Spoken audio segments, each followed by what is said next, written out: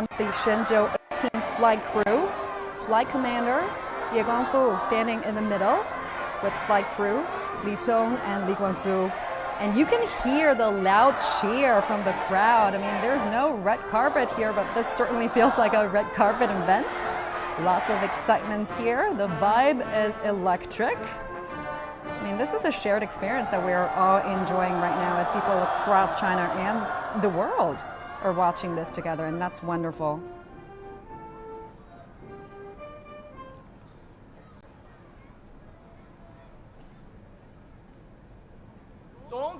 Comrade Commander-in-Chief, we are following the order to carry out Shenzhou-18 manned spaceflight mission. Now we are ready to go. Please indicate. Member of PLA Astronaut Corps, Taikonauts Ye Guangfu, Taikonaut Li Cong, Taikonaut Li Guangsu. Proceed. Yes. Salute.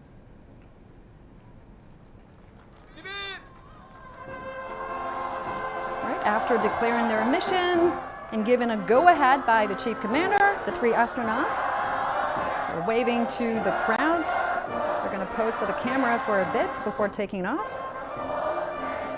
Really a mix of veteran astronauts and newcomers, and quite a young team as well. All of them were born in the 80s, so they're in their 30s and 40s. Flight Commander Ye Guangfu just got back from the space station about 2 years ago. But this will be his first time taking the role of flight commander.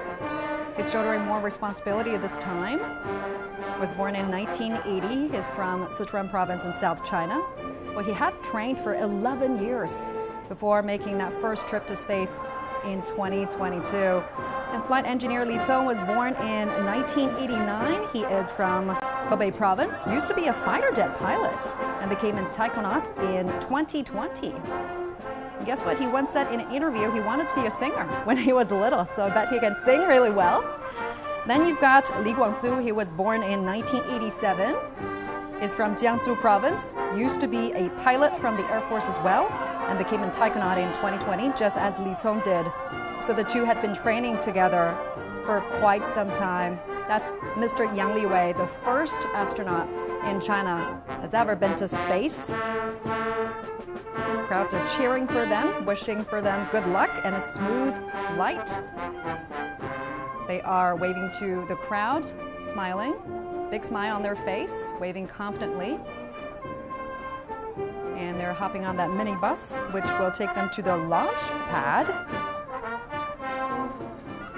It'll take about 15 minutes for the van to get to the launch pad. Looks to me they are in quite a good spirit there. A thumbs up for us. Once again, the second time for Mr. Ye Guangfu there. I guess he is quite familiar with the drill, huh? Because, yeah.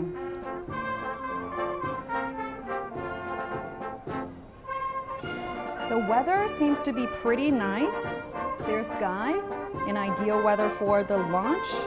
And talk to us about the launch window, Professor Yang. Why is it at night this time? You may notice every time the launch window is different. This depends on the relative position between the launch site and our target, the Tiangong space station. You know that the Tiangong space station is orbiting the Earth with the altitude about 400 kilometers above the Earth, and also the inclination or the angle between the orbital plane of Tiangong and the equatorial plane is about 41.5 degrees. But you know that the orbital plane is also changing very slowly in the orbit. So after several months or years, so the position will be different. So every time if we want to reach the Tiangong space station with another spacecraft, either an Shenzhou spaceship or a Tianzhou cargo spacecraft, the basic requirement is that when the chasing spacecraft is entering the orbit, it must be in the same orbital plane of Tiangong space station. So this is the most important, the most essential requirement to the launch. So you can see every time we don't have other choices but to launch the spacecraft when the launch site is rotating along with the Earth when passing through the orbital plane of our Tiangong space station. So this is the reason why every time it is different. We can still remember last year it was in deep night. Right, right. And this is a beautiful view of the Wentian Hall, really an oasis in the Gobi Desert. They were really putting out all the efforts to make the astronauts stay there as comfortable and as refreshing as it can. The astronauts are now being transferred to the launch pad. They're going pretty slowly, under the speed of 50 kilometers per hour, giving people on the streets the chance to see them off. Yes. So I've been there almost 5 years before, and you know that's the best season of the Jiuquan Satellite Launch Center is in June and July.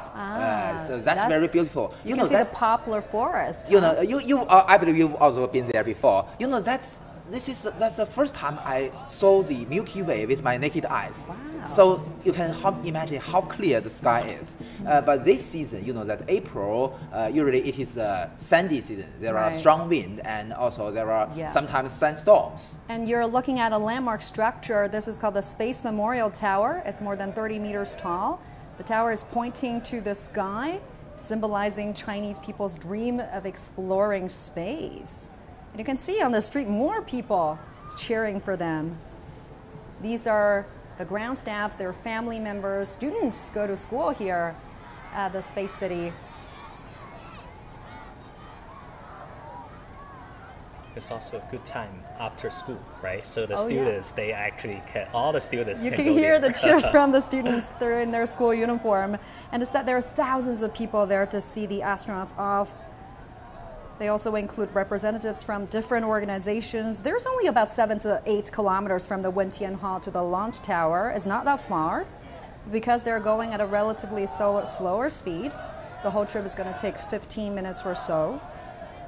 Yes, because you know that Jiuquan Satellite Launch Center is more than 1,000 kilometers to the west of Beijing. So you know that here in Beijing it's already in the evening, but still in the Jiuquan Satellite Launch Center it's still in the afternoon. So you can see it's still very bright. We can see the good view of the sightseeing of the near the Jiuquan Satellite Launch Center. Although it is in the Gobi Desert, you mentioned, but you know that it is in the, actually speaking, in the Alashan area of in the Mongolia. So there are some Gobi Desert near, but also the terrain is very flat. So it is an ideal place for not only the launch, but also for the landing. Now that structure you're seeing is the Shenzhou Friendship Bridge, also known as the Rainbow Bridge by the locals. It's in the shape of a spaceship, symbolizing the brave spirit of the Shenzhou manned missions. Normally, what would be the schedule on a launch day for them before the launch? I mean, they must have had dinner by now, right? They had to put on the spacesuit, right? Yeah. They have to put on the suit 3 hours prior to the launch. You know that with the development of our technologies, it's already been very, very practical than before, and also we have already have very good experience on that. So their what the food they will eat has already been well prepared, and also will consider about their own their favorite. You mentioned that Mr. Ye Guangfu is from Sichuan province, so I believe that he will have some maybe spicy food. They've also gone through what we call level 3 medical quarantine ahead of the launch. They have to keep a certain distance from people who have not been under quarantine, right? Exactly. So that's very, very necessary. So keep them healthy is very, very important to ensure the safety and also ensure the success of the whole mission. That's very, very important. So the quarantine is not only conducted before the flight, but also when they get back, because you know that their immune system will be relatively weak after they experience microgravity more than half a year. So the quarantine procedure after they came back is also necessary. Now, the Dongfeng Aerospace City is massive. You've been there, Professor. Yes. It's got everything, right? There are schools for kids to go to, there are hotels, although it's not very big, but it has everything. Everything, even karaoke's, you know, for the astronauts or the ground staffs, for our heroes to have a bit of fun after work. Yeah. And that's great. And the name of the hotels and streets are quite fun, like Space Road or Universe Road. Yeah. And also, you know, that's the apartment they stay for the astronaut called Wentian. So it's also the place where we Chinese people fulfill our dream to go to the outer space. Do we know who are sitting on the van with the astronauts usually? Medics? support staff? Yes, what you mentioned, the staff, it belongs to what we call the astronaut system. The astronaut system not only in charge of the manufacturing of the EVA and IVA spacesuits, but also in charge of the health monitoring and also other issues related to the astronauts themselves. The suits look pretty heavy. How much do they weigh? Not very heavy. You see, this is what we've seen is the IVA spacesuit. They only wear this suit inside the cabin. When they go out, they will wear the what called the Feitian 2 EVA spacesuit. That's much heavier, more than 100 kilograms. But for the IVA spacesuit, is only the second protection to keep it safe from the vacuum condition. You know that's it because it must have a airtight sealing when their face mask is closed. So you know usually they need a ventilation device, very small. You may remember during the setup ceremony years before, the astronaut, the crew hold a small box. So that is the ventilation device. But today it's already improved, so it can hold it here on their wrist, so their hands are free.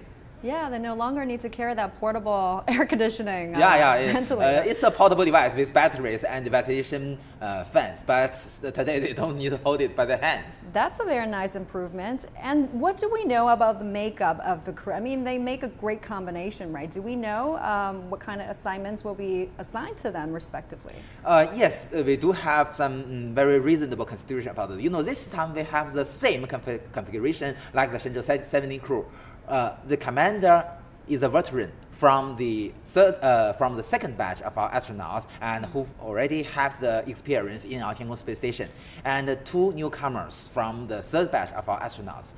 Both of them are very young. You see, they are very young means that they have more chance in the future to have other missions, maybe more challenging.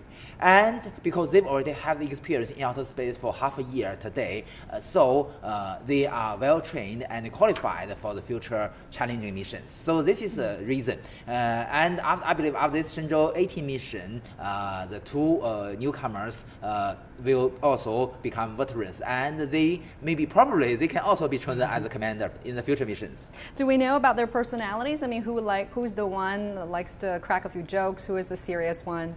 Well, you know that's. Because you've met some of the astronauts you can read from before, you can read from the social media that there is a nickname of this crew.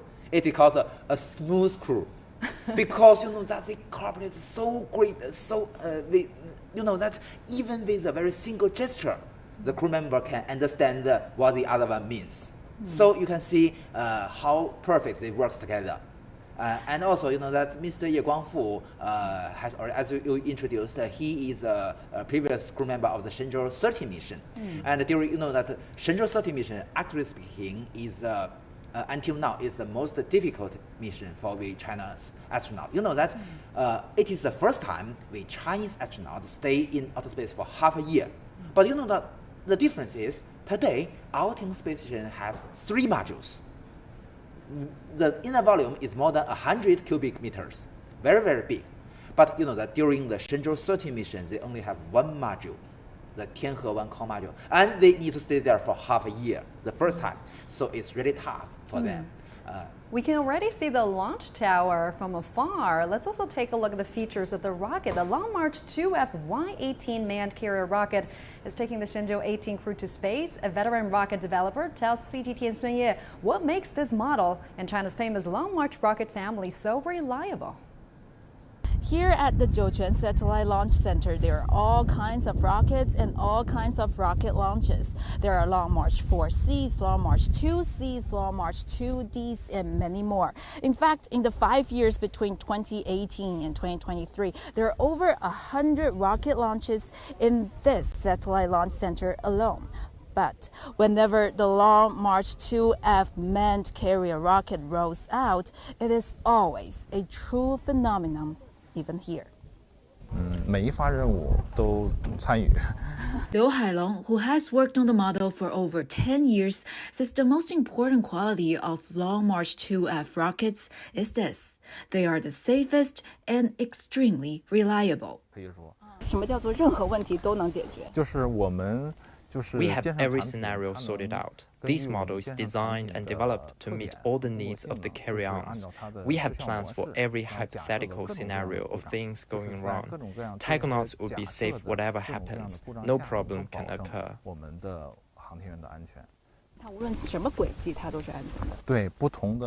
It is safe in whatever trajectory it follows, whatever heights it at, whatever speed it travels in. It will meet all safety requirements all the time. Liu also says the rocket gets better with each mission. In fact, it gets better drawing on the experiences of other Long March rocket missions. The Long March rockets are one family. They belong in the same series. While the number of launches of our Long March 2F rocket is relatively few, we draw lessons from other tasks performed by the Long March series of rockets. This is also a fundamental reason for the improvement in technical status and even better reliability. This is a key feature of the industry. We compare and maintain consistency across the board, as there are many shared aspects for this family of rockets.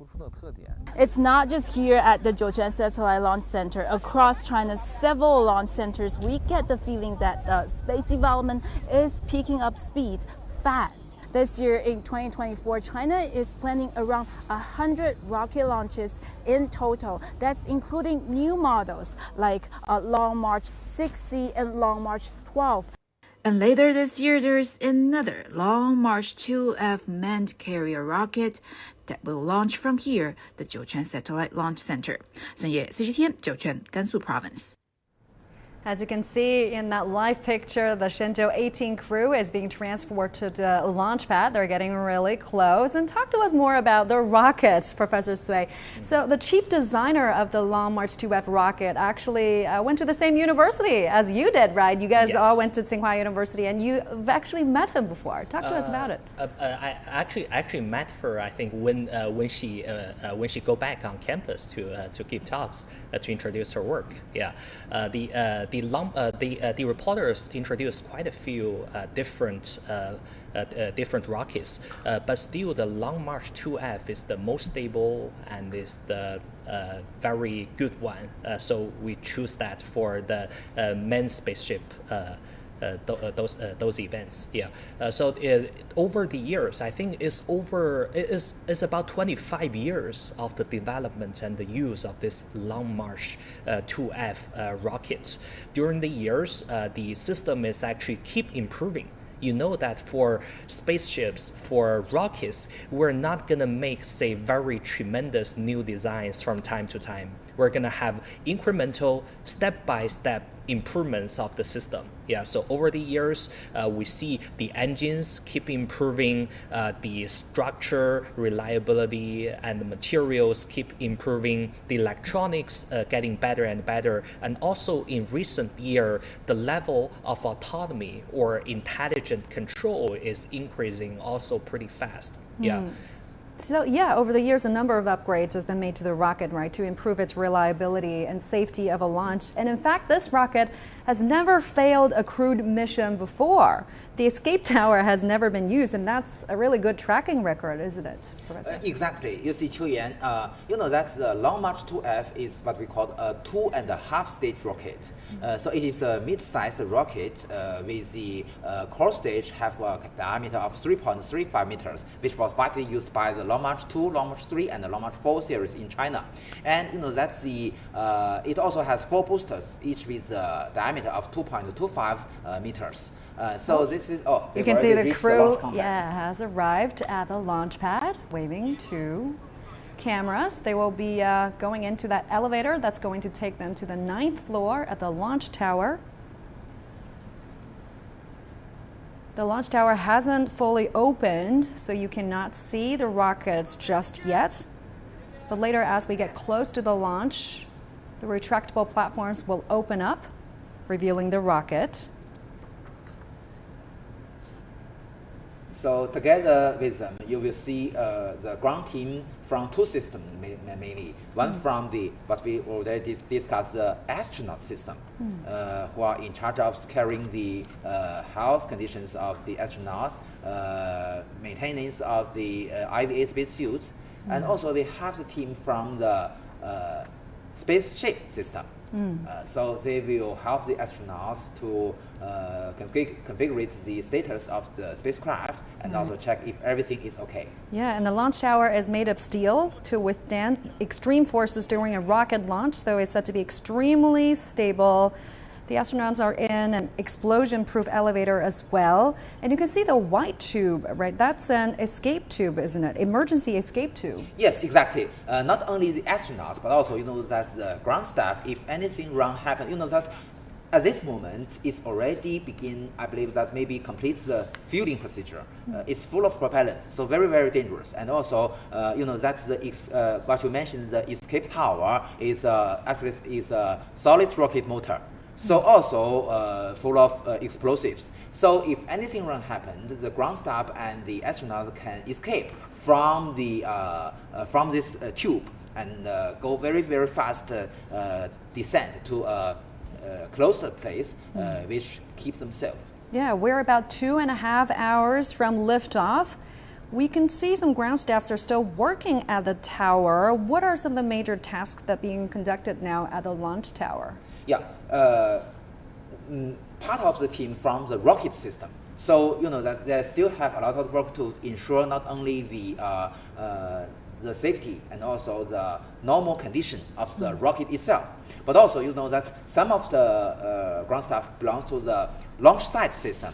That the launch complex we are talking about is also very, very complex. The launch tower have many, many critical actions during the whole launch procedure. For instance, as you already mentioned, the rotational platforms must be opened one by one. And that the motors must be in good condition. And also, you may notice that there are many arms close to the rocket. So there are also many pipes. Oh, the astronauts already reached the first near the entrance of the spacecraft. Yep, that's a shot at the entrance. This is the waiting area. So the 3 astronauts will be sitting here for a few minutes, patiently waiting for their final checkups. They're taking their seats there, and there will be supporting staff helping them, taking off protective boots and giving gloves to them. What you see on the right of the screen is a payload fairing, very, very huge. The diameter is about 3.8 meters. And also inside this payload fairing, you can see that there is a panel just to connect the payload fairing and also the inner side of the orbital module. The orbital module is on the top of the Shenzhou spaceship. So the astronauts will enter. Oh, this is a video camera monitoring the inside of the Shenzhou spaceship. You can see on the top right is the camera mounted in the orbital module, and on the bottom right is the camera monitoring the re-entry capsule. You can see the 3 seats. And also, that they must enter the Shenzhou spaceship from the orbital module and then go down to their seats. Normally, what kind of final checkups do they go through at this stage?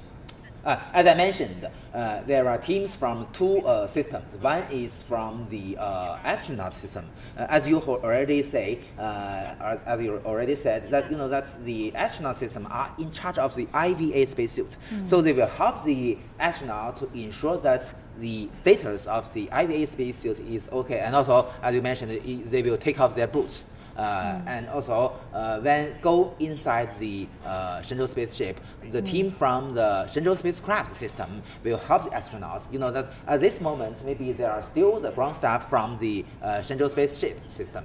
And that just several hours before the flight, as Mr. Sui has mentioned, their biological samples, the fish and all the other things, only at this moment they can be brought into the cabin. Because that these are living things. They need a very critical condition, a very critical requirement for them. Any breakthroughs in terms of upgrading the spacecraft that you could share with us? I think based on the nature of aerospace and say those astral, it's very rare to see, say, on the infrastructure level a huge difference comparing to the last version. Yeah, but scientifically, as Professor Yang mentioned, this mission will have over 90 scientific experiments. Yeah, which is significantly more, and I would say will be more complicated, complex. You can see the ground staff. They're helping the astronauts taking off their protective boots. They do not need to wear those boots when they're in the spacecraft, huh? Yes. So I believe these ground staff belongs to the astronaut system. Most come from the China's Astronaut Center in Beijing Space City. In what orders will they be going in? Oh, you may notice on the right there are some ground staff wearing white uniform. They belong to the spaceship system. They are also checking the status of the spaceship and also do a lot of preparations. Probably that's also some cargos. So we're hearing words. They will be entering the spacecraft in about 5 minutes. Usually just before the flight, maybe also at this moment, the whole system also repeating some rehearsal or some simulation of the flight procedure. So maybe not only one time, maybe several times to ensure that the whole procedure goes very smoothly. And you mentioned the spacecraft has the orbital module, the re-entry capsule. It actually has 3 modules, right? Exactly. Why is it being designed that way? You know that this is some historical reasons. You know that during the early era of China aerospace, we don't have much experience on re-entry spacecraft with a very huge diameter. So we must design a spacecraft, the Shenzhou spaceship, with a relatively small diameter, about 2.5 meters. So that is the diameter we chosen. Okay, what we heard is a simulation of the flight. And you know that because the T-minus 30 degrees, 30 seconds during the simulation. They are going through everything exactly. Except for the final step. And you know that because at that era, 2.5 meters is already, for Earth, is already very big. But for the astronauts, it's really, really narrow for 3 people. So we don't have choice but to make another module to provide additional space for the astronauts in outer space. So that is the reason. That's the mock countdown. Yeah, a simulation, not the real one. Yeah, it's a test. Yeah. Looks like everything is going good. And the voice we heard is called the real liftoff moment, because you know that the China choose a different system comparing with other countries.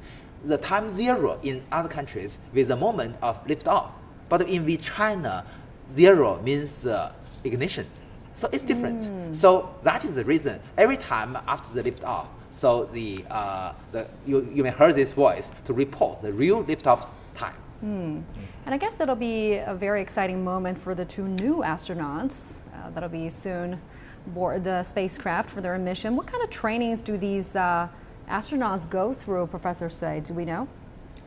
They actually need to go through a lot of training procedures, ranging from the study of basic math, mechanics, science, and also physical trainings. And because you see in the space for 6 months or so, they basically need to do everything by themselves. Yeah, they need to know the equipments very well. They need to know how to do the scientific experiments. They need to be able to deal with any type of emergencies. All of these need to be trained before the launch of this mission. And talk to us more about their lives in space, right? Do they have a daily routine in space? I mean, what factors are taken into consideration I think creating such routine? Yeah, it's going to be different from our daily living on Earth, but they still need to keep their clock, their biological clock, right? So as Professor Yang mentioned, they've already had their dinner. They're not gonna have dinner right now or at say 7 p.m. or something. Yeah. Before the launch, they're trying to fit their new biological clock. Yeah, just like that. If we are flying to Europe, we are gonna have a time difference. They're gonna fit their time difference and their new clock in space right before the launch of the mission. Yeah, they probably have to stay up all night today. Huh? Not exactly. You see that they will only stay in the Shenzhou spacecraft for 6.5 hours before the docking. So we've already choose the faster rendezvous and docking. The astronauts today is already very, very convenient than before. You know that during the first crewed rendezvous and docking mission in the Shenzhou-9 mission and the Shenzhou-10 mission, the astronauts need to stay in the Shenzhou spacecraft for about 2 days. So that's a little bit tough because you know that the inner volume is really, really small, very, very narrow space. So not so comfortable when they compare with their time in the space station. And it is very interesting, you know, that in other countries, especially since the start of the manned space era, you know that they have formed the tradition. The male astronauts will, during their trip from their hotel to the launch pad, they will stop in a certain point and pee to the view of the ground vehicle. So they've already formed this tradition since Gagarin, the first flight. And what kind of impact will it have on the astronauts living there, living in space for 6 months? Actually speaking, they will face this very crucial condition, and we must be well considered and well trained for this. The first one is the loss of bones, because of you don't have any stimulation from the gravity, so your bones will be weaker and weaker, and not only your bones, but also your cardiovascular system and muscles and your neural system. So we must be well trained for that. So the physical exercise is extremely important for the astronaut to keep them healthy and to ensure their safety, especially during the return. Because you know that not only during the liftoff, but also during the return, they will experience the G-forces normally about 3 to 4 times greater than your own mass. And also the intensive vibration will also, they must adapt that and be well trained about that. And they can work out there up in space, Absolutely. right? They have treadmills up there. But you know that's yes, and also you know that the challenge is the training is not only solving the problem you met during the normal process, and also it's more tough to training of the abnormal cases. For instance, what I mentioned, the G-forces in emergency escape will reach to about 8 to 10 times your own mass. So you can see how tough it is. And for the, you know, that's all the 3 crew members are chosen as categorized as the pilots.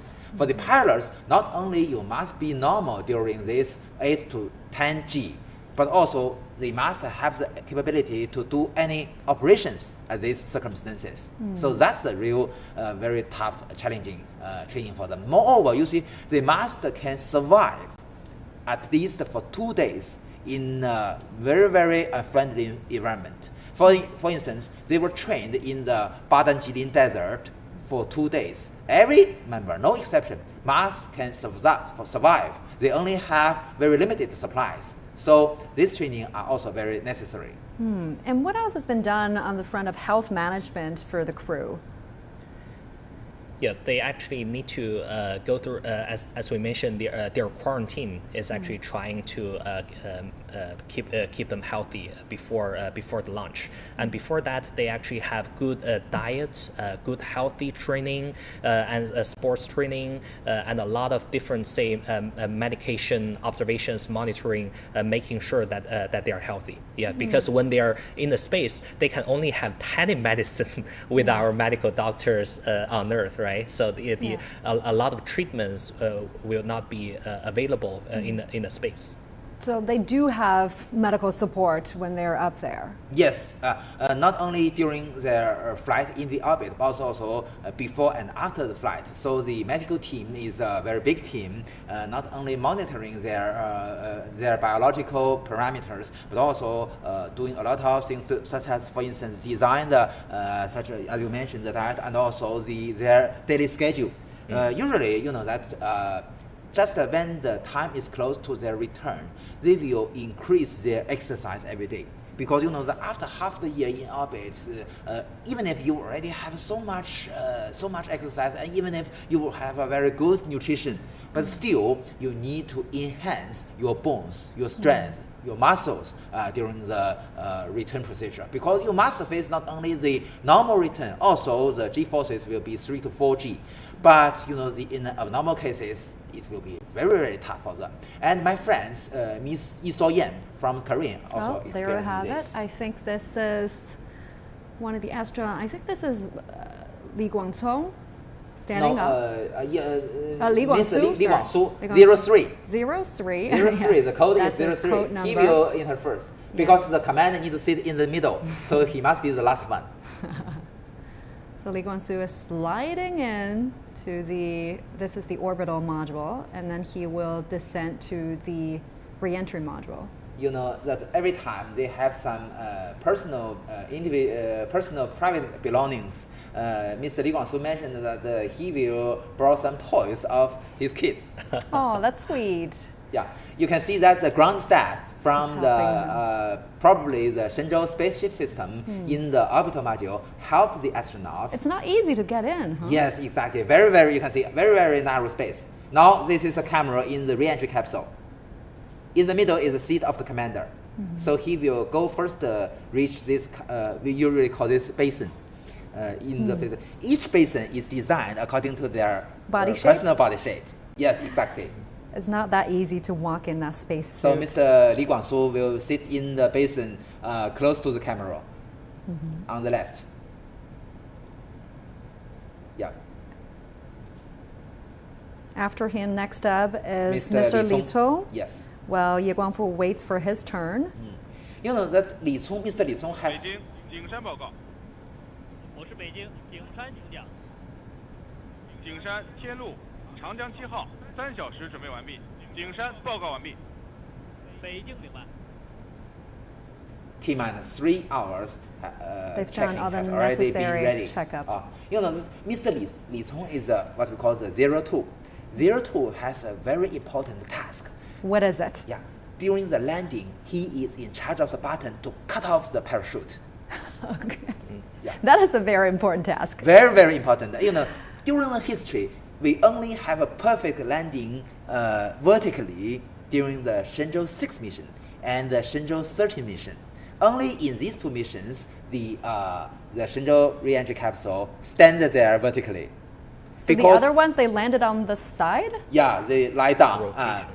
You know that a vertical landing will be more comfort. But you know this is a very high requirement to the parachute cutter.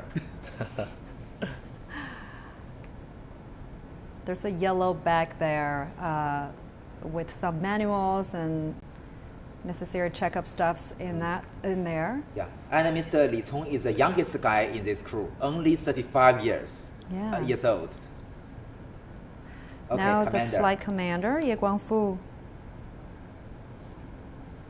This is second mission, and Mr. Ye Guangfu will break the record of the duration of stay in outer space for our Chinese Taikonauts. A very short gap between the two missions, huh? Yes, not only the 2 gap, years, you know 9 that he's days. already in outer space for half a year. So this is another half a year. So after this mission, he will stay the first astronaut in China that stay in the orbit for 1 year. Look at that, a record breaker. A red baker, yes. Now what's different for him is that he will be staying in the orbital module for a bit, completing the final status checks, as he is the flight commander. Yeah. After all the final checkups, he will descend into the re-entry module. Yeah. So this is we see that these cameras. 我是北京华山请讲。华山3小时准备完毕。北京明白。 We're a little over 2 hours till T the minus lift 3 off. hours preparation has already been done. Yep. I You mean, can they see- will be staying in the spacecraft for more than 2 hours before the Flight. blast off. Yes. What kind of procedures will they go through at this stage? Well, you know that there are a lot of work to do. So first, when all the 3 crew members has already entered the re-entry capsule, they must, with the help of the ground staff, they must close the hatch between the orbital module and the re-entry capsule, and then the hatch on the side of the orbital module will also be closed. and then another hatch on the payload ferry. So there are 3 hatches they need to close. And also, during this procedure, we must check if it is already from the what we call the airtight sealings. So keeps the pressure of the inner volumes atmosphere is extremely critical to ensure the safety and life of our astronauts. And also, not only the airtight sealing of the cabin will be examined, but also their IVA spacesuit. After they close their helmet face mask, they will also check this. So on your right, we are seeing a great look of what's inside the re-entry module. That is where the 3 astronauts will be staying. Talk to us more about what are we seeing inside that capsule. What is that big yellow bag hanging on the wall? You know, there are some cargoes together with the astronauts. Not only we need these cargoes for maybe, because, what you asked is in the re-entry capsule. So in the re-entry capsule, we also have some supplies for emergency escape, either during the liftoff or during the return. Because you know that in emergency case, they may splash down in the ocean or land in the desert. So they must have the supplies to, for instance, the food and water, and you know that even they have the pistol, a gun, to protect them from the beast, wild beast they may meet. Do they have a lifeboat in there? Yes, actually, very, very professional. You know that the China cooperates with ESA in many years before, conducted a rescue training in the near the Shandong province, in the actually in the Yellow Sea or the near the Bohai. So this kind of training, they have a lifeboat, which can be inflamed very soon to save the lives of our astronauts in the ocean. You can see all the 3 astronauts are seated by now. They're putting on their seat belts, their protection belts. The yellow bags you see has also another very important function to adjust the position of the center of the mass of our re-entry capsule. Because you know that during the re-entry, the position of the centroid or the center of the mass is also very important to adjust a right trajectory of our re-entry procedure. And right in front of their seats is a control panel. Yes. The buttons on that control panel are generally bigger than the usual ones. Because they usually wear their gloves. Gloves. So they must have big buttons. Yeah, and they're further apart as well. Yeah. And Mr. Ye Guangfu, the commander, sits in the middle. So in an emergency case, he is in charge of the judgment of the right choice. They're putting all the stuff into that yellow bag, and that'll be removed from the re-entry module. You may also notice that at this moment, all their helmets are open. Their face masks are open. But they will check if it can form an airtight sealing. If anything wrong happens to the IVA spacesuit, there will also be a termination of the mission. Because you know that this is a second protection. Also, this is a backup measure to ensure their safety, but still very, very important. But this type of emergency stop never happened, right? Yeah, never happened for us with China before. Right. But they do have a tragedy in the Soyuz-11 missions. You know, that during the Soyuz-11 missions in 1971, the 3 cosmonauts lost their lives because they don't have IVA spacesuits. I would imagine they have to go through a number of emergency trainings, right? Tons of emergency trainings. Whereas there is an emergency in space, you don't really have much time to think. They have to make immediate actions. I mean, what types of major emergencies are out there at the space station? Quite right. Not only what you mentioned, but you know that in this emergency situation, how to breathe, they also must be trained for this. And also, you know that it's relatively safe when they already in the orbit. But still, you know that I can still remember that during the Shenzhou-18 mission, there is a fake signal of the sensors so Mr. Jing Haipeng called that there is a fire in the orbital module. So you can see how dangerous it is. Yeah, fire, depressurization, leak of ammonia. Yeah, those are some exactly. of the risks. Yeah. So what you mentioned, the leakage of the pipe is also a very important task for this Shenzhou-18 mission, because they will provide some protections during the EVA for the pipes and also the cables outside our Tiangong space station. Because we cannot afford that if any space debris hits these very critical parts. What are they doing now? It looks like they're connecting some kind of pipes, And, tubes. Yes, you know that there are all kinds of safety belt for them. They must fasten all the safety belts for them, because not only they will experience the G forces, but also have the intensive vibration during the ascent stage. And also they must check if everything goes okay. Not only what we already discussed about the IVA spacesuit, but also everything inside their cabin.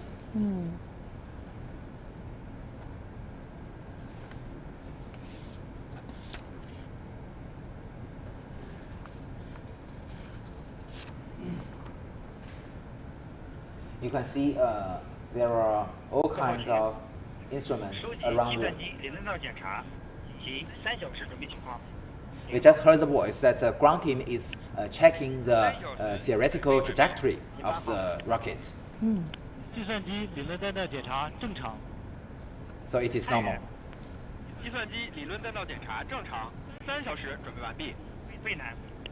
计算机理论弹道检查正常，3小时准备完毕。 All the procedures for the T-3 hours preparation has already been accomplished. Yeah. Actually, in about 3 to 4 minutes, it's going to be T-2 hours. We're getting closer to the blast off. 3小时准备完毕。5号。计算机理论弹道检查正常，3小时准备完毕。天仓，3小时准备完毕。 So the launch procedure is not only the business of the spacecraft or the astronauts, but a big system. The whole system includes not only the launch site, the Shenzhou spacecraft, the rocket, but also the telemetry control and also other communication stations in China, and also some of space tracking ships in the Pacific Ocean. Do they have entertainment activities other than work? Do they have off days when they're in space? Well, you see that I can still remember that Mr. Ye Guangfu, you know that he's the former crew member of the Shenzhou-18 mission.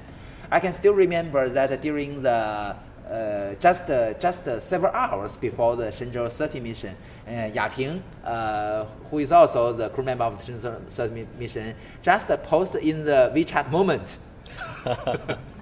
It is a good entertainment for her.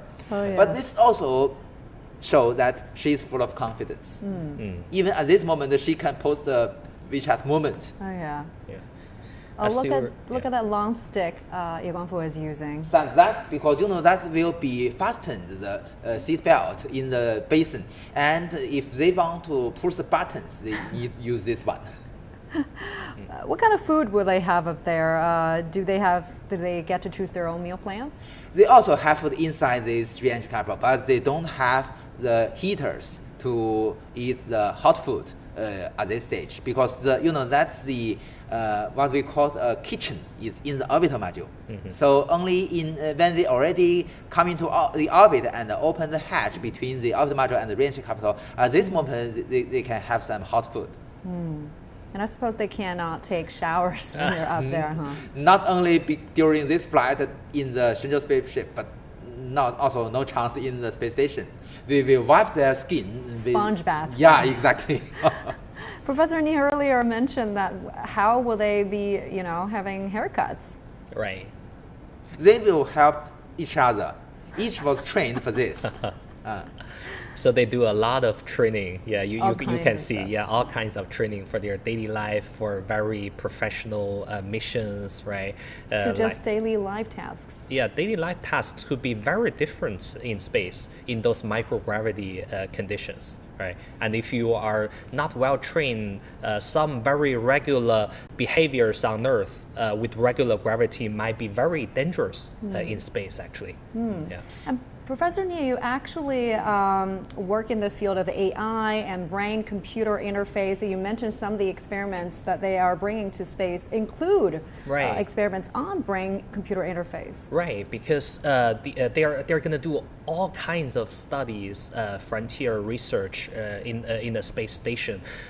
Part of them is actually doing the understanding of human condition and especially the brain condition. Yeah, the technology of brain-machine interface that a lot of our colleagues at Jiuquan University, at Tianjin University, Shanghai Jiaotong University are doing work on investigating how human brain is actually functioning in space, and can we actually use those to help and monitor the health condition. Yeah. Okay, we just heard from the ground commander, T-2 hours and counting. So what kind of experiment outcomes are you most looking forward to?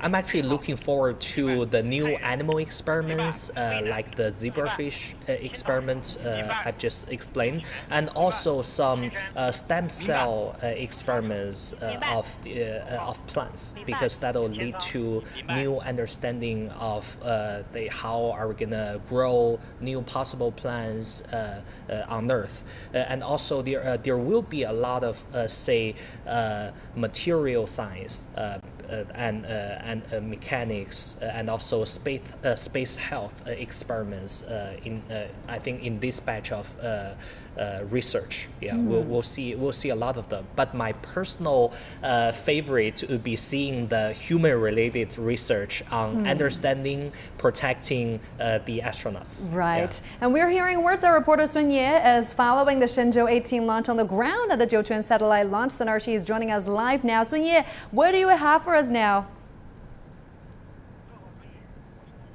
Hey there, Qiuyuan. I'm saying hello to you again at perhaps the best viewing point for the spectacle this evening. We are again 1.5 kilometers away from the launch pad. We are 1.5 kilometers away from the rocket, and this is really the closest layman can get.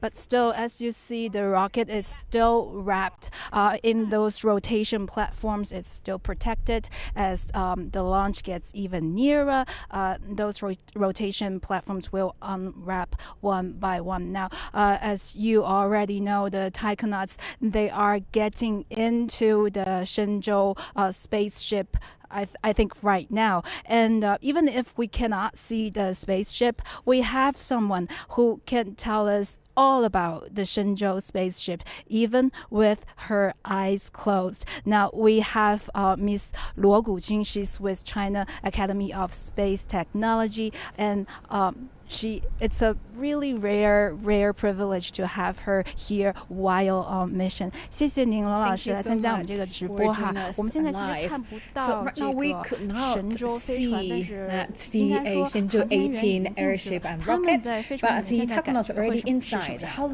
are they feeling right now? 现在正在是应该是 right 现在这个时间，3位航天员已经进去了。 The three Taikonauts already inside 飞船的辅助人员已经进去了。那么3个航天员里面，在里面这种空间环境以及那个生理环境吧。 They have well prepared, and also during the design phase, we also had a thorough consideration about the living condition and also the whole temperature inside around the 26 degree, and also the humidity is also quite nice. So it's similar as we stay inside the room. So we believe the Taikonauts actually feel nothing different from the ground. Yes, indeed, as you mentioned, it's very comfortable inside. So can we compare to other means of that, the vehicles or transportation means? So think about like airplane, and we believe that of course you compare to economic, the seats. That we talk about that's the very comfortable for even more comfortable for Taikonauts. 实每一次来这儿 So 看 every 神舟 time 飞船 when 它要 we 发射，我们知道 visited 神 this 舟飞船它是 place to 非常安全、 witness 非 the 常可 blast 靠 off 的 of 一 the 款飞船，但是 Shenzhou 它为这一次任务 aircraft 有 and also the 改变吗？ rockets. Anything changed this 这 time 个 for 是 this mission 是神舟 specifically? 飞船是一 So 个 for 载人飞 Shenzhou, 船的 as the a 交通工 manned 具，在我们来 spaceship, 说是。 for us 那么 it's a 这个飞 mean of 船进行 transportation. 来说是已经 So 30 for 年了。 us, 那么 actually, 为 the 了这 whole 个 type 神 or 舟 series 我们 of 一 the 直是以 Shenzhou, 那个 actually 安 that's 全可 already 靠导 that 航电 fixed 视航 used 天 for 为 more 主 than 3导。 decades. For 啊 us, 实 the 验 main 为主要 purpose 思想和 for 主导 these 方向。 aircraft, 那么 the 但是呢 airship 随着 is 时代 for 时间长，也 sending 有 the 一些进步 Taikonauts 或 to 者 the 说 space. 改 Of 进。 course, we 那 have 么 made 我们的 improvements 改进 along 之 with the 前，咱们飞船改 advancement 进 of 之 the 前，任何改 technologies. 进都是要 And we 经 talk 过 about 地 each 面 and 非 every 常充分的验 improvement 证以及 that 天 has 上的验 gone 证 through 才能 rounds of 实 rounds 施 of 到我们的 tests 载人 on 飞船 ground 上面。 and also 那 in 么这次载人飞 space. 船改进呢， So this 主要 time, 体 talking 现 about 在 that the 两个方面嘛。 improvements, 一 I 个 believe 方 two 面 things 就 I 是 would like to share 那 with you. 个 One 再 thing 发满电池。 is the 那么这 a 次 solar panel 就是由 cells. 铬镍电池换成了锂电池。 And this time 那 we 么锂 changed 电 to 池它 the 有 a 什么好处 lithium 呢？主要就 a 是 cells. 它充电快。 So they can charge very even faster and lighter weight and also smaller in size. So for the a same continent actually show more benefits and also actually can get adapted to different kind of environment. 谢谢罗老师， Thank 非 you 常感 very 谢您 much. 抽出 Thank 时 you 间 for 来跟我 your 们讲讲 time 在 to 做神 talk 舟飞 about 船 that 是什么 how 样的，然 that 后 we feel 在神舟 when that 了解神 Taikonauts 舟 sitting 飞船的 inside 升级。 and 我 also 们 the 今天会看 improvements 看这 made 个 this 神 time 这 for 个神 the 舟 mission 乘组会不 and 会 we 在 will very 坐 soon 飞船的时 see 候 that the 说一些什 Taikonauts 么用 will 户 be 体 in the 验？ space and wait 谢谢 for 罗老师。 their feelings to share with Now, us. Thank you very much. Now, Ms. Luo, just share with us what does it feels like to be riding in that spaceship. Now, earlier we've also talked to a rocket expert, and he said that riding the Long March 2F manned carrier rocket, it's something like driving or staying in a Mercedes-Benz. It's comfortable, it's smooth. You only get that extra G when you've gone for a while. Now, I have one more piece of good news for tonight. Now, it's windy and it's still bright sunlight right now, but tonight it's a full moon night, and we've just checked. The moonrise is somewhere around 2030. So I think it's fair reason that we can tone up our expectation for tonight a little bit more. Wow, it's nice that we can get a view of the full moon as the backdrop of this rocket launch. That'll be really incredible. Thank you very much, seeing it live for us at the Jiuquan Satellite Launch Center. You're now watching our special coverage of the launch of China's Shenzhou-18 crewed mission. The 3 Taikonauts have entered the cabin, and the spaceship will blast off from the Jiuquan Satellite Launch Center in less than 2 hours. So stay tuned to that. And before that, I'll hand things over to my colleague Xiaocheng for some major news making headlines across the world. Xiaocheng. Thank you, Qiu Yuan. So first up, China has reaffirmed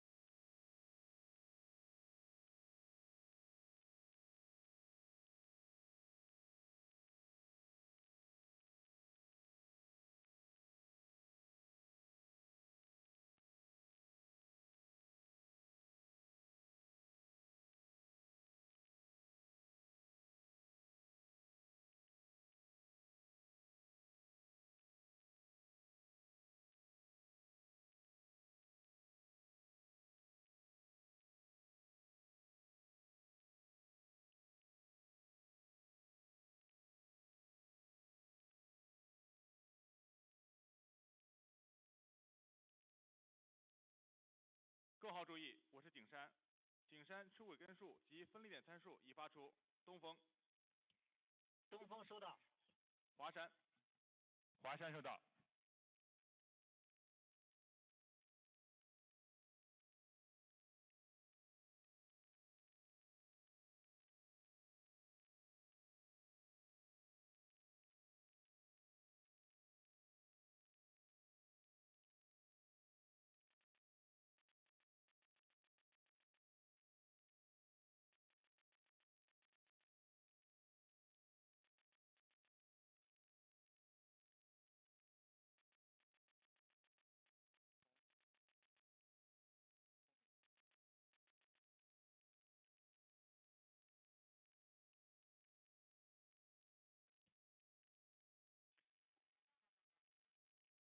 各号注意，我是东风，各号请收集第一次综合检查情况。景山。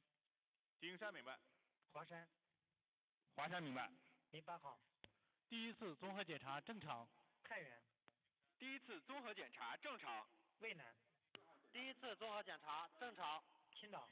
第一次综合检查正常。酒泉。第一次综合检查正常。千山。第一次综合检查正常。商城。第一次综合检查正常。5号。第一次综合检查正常。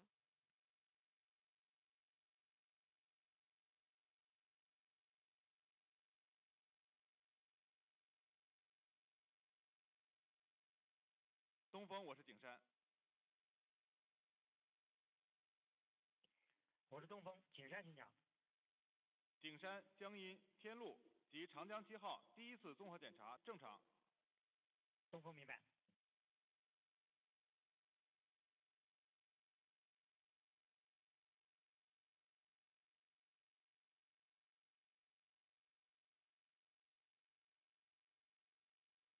东风，我是华山。我是东风，华山请讲。华山第一次综合检查正常。东风明白。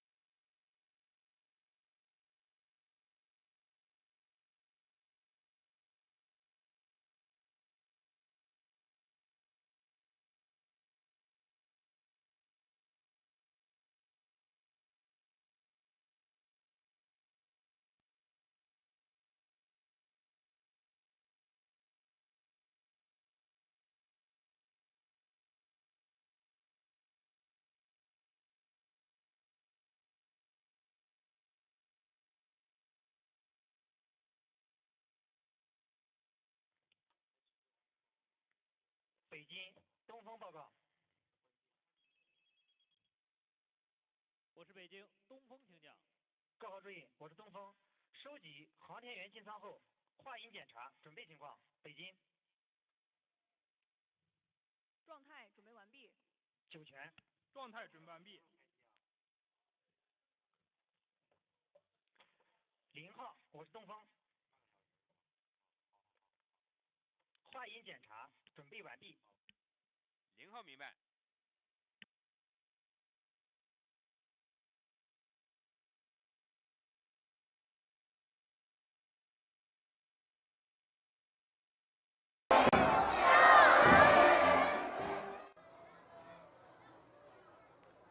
航天员叶光富，航天员李聪，航天员李广苏，出发！是，敬礼。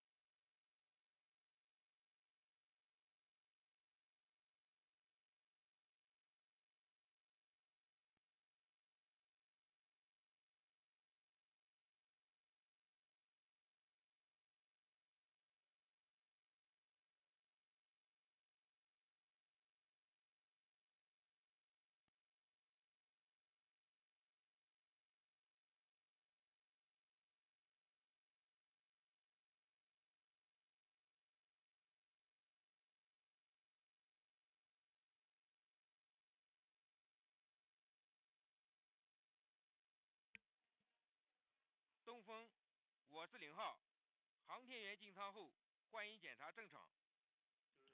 东风明白。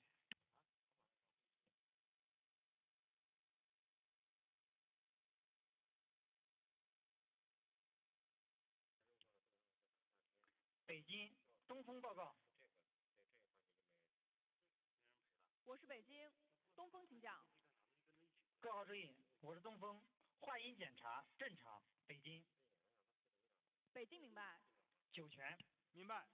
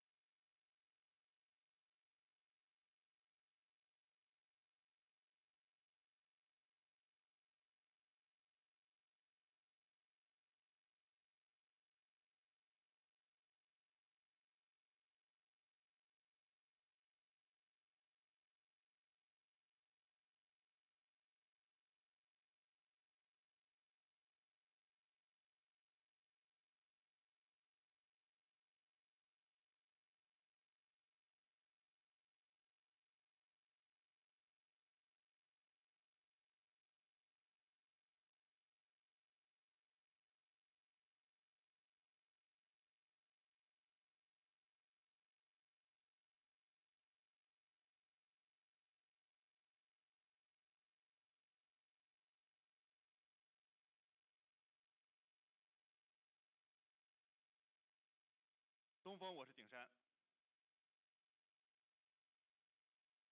我是东风，景山请讲。景山预置指令已发出。东风明白。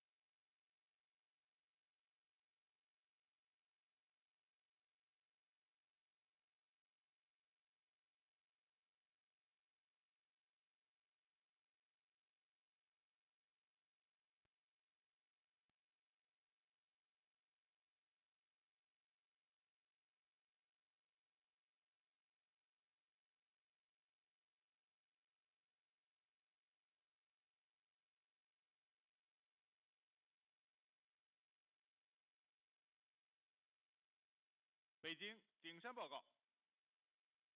我是北京景山，请讲。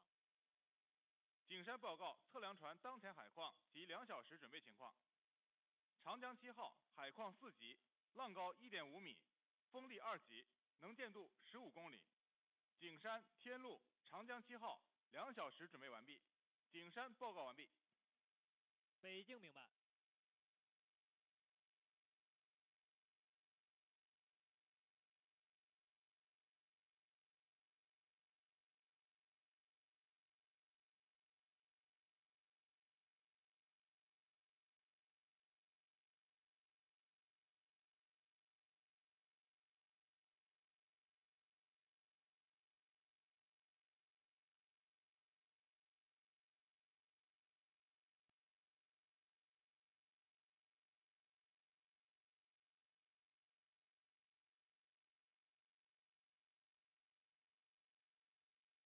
北京华山报告。我是北京华山，请讲。华山2小时准备完毕。北京明白。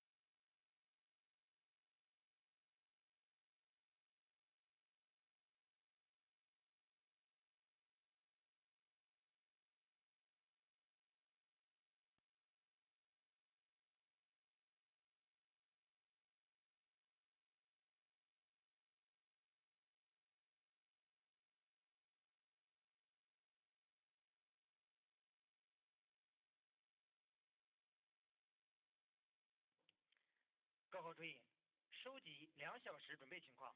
0号。2小时准备完毕。太原。2小时准备完毕。渭南。2小时准备完毕。青岛。2小时准备完毕。酒泉。2小时准备完毕。青山。2小时准备完毕。双城。2小时准备完毕。 5号。2小时准备完毕。天桑。2小时准备完毕。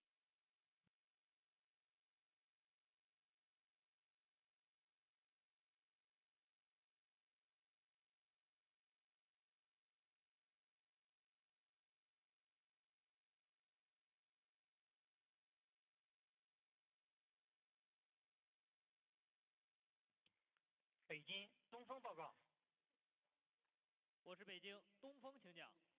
东风2小时准备完毕，报告完毕。北京明白。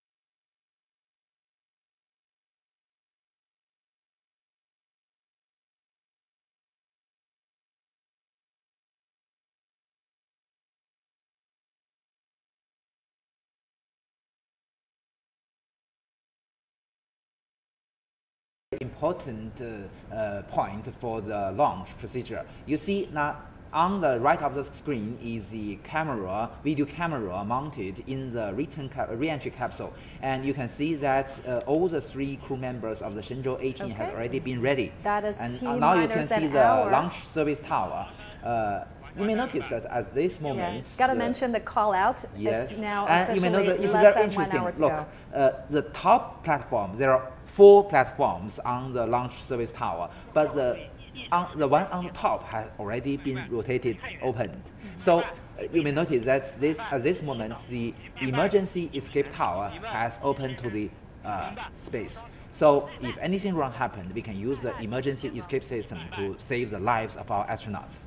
What kind of procedures have been completed by now? I mean, have the hatch been closed? I believe at this moment, all the hatches has already been closed, and the airtight ceilings has already been attached. And at this moment, they still have some ground staff, either from the astronaut system or from the mainly from the Shenzhou spaceship systems, still do some logistics for the launch. And just several minutes later, all of them is withdrawn from the launch complex. But at this moment, still, as you mentioned, the checking is still going on. So there are, millions of parts and components in the carrier rocket and also in the Shenzhou spaceships. So we must ensure the reliability and the proper procedure of every subsystem.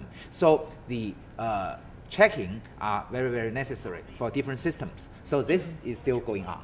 Yeah, weather looks quite nice. We've got clear sky. It's getting dark. And for more details at what's happening there at the launch site, we can now go live to our reporter Sun Ye, live for us near the launch pad. Sun Ye, bring us the latest. What is happening right now?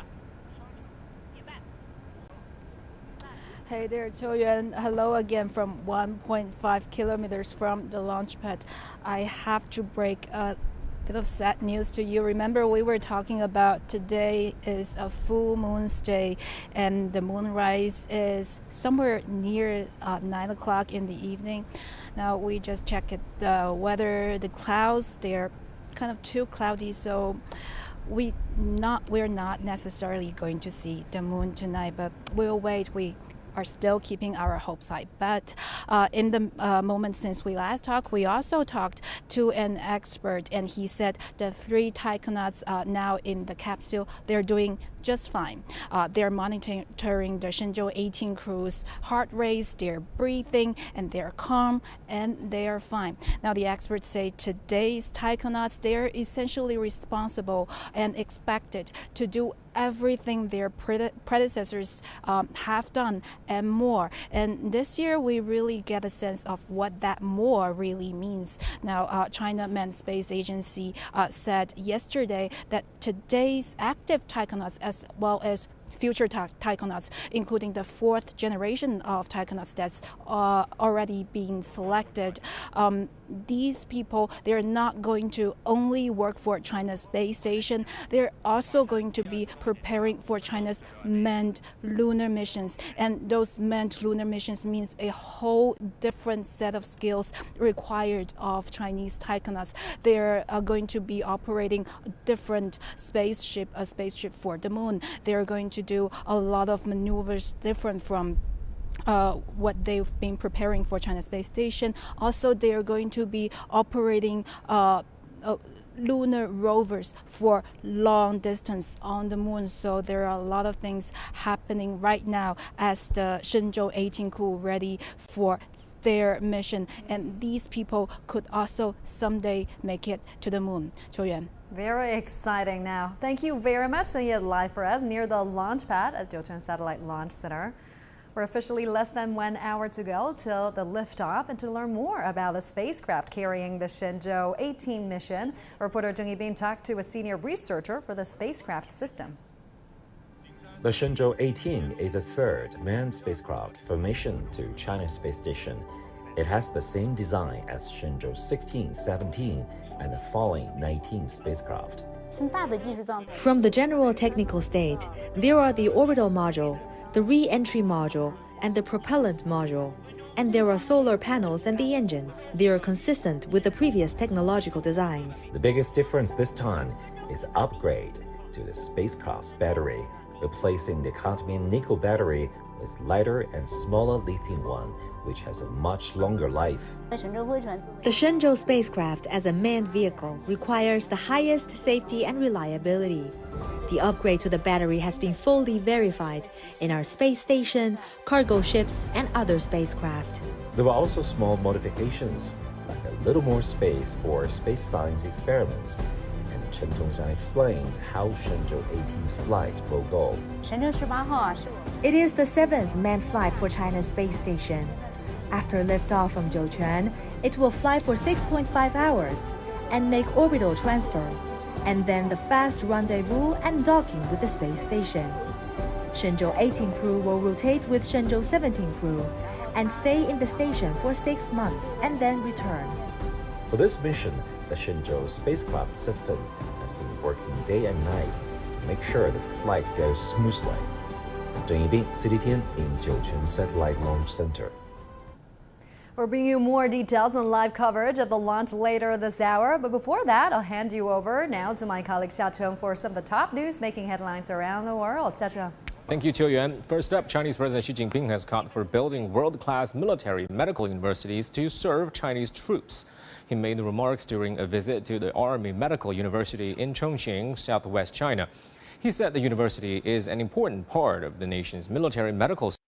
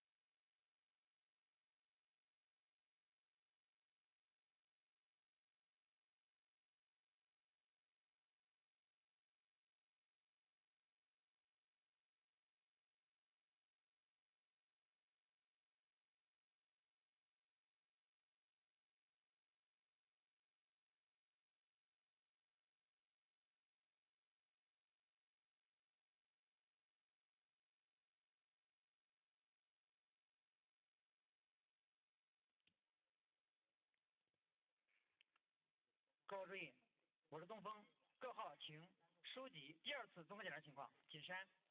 景山明白。华山。华山明白。08号。第二次综合检查正常。太原。第二次综合检查正常。渭南。第二次综合检查正常。青岛。第二次综合检查正常。酒泉。第二次综合检查正常。千山。第二次综合检查正常。双城。第二次综合检查正常。5号。第二次综合检查正常。东风，我是华山。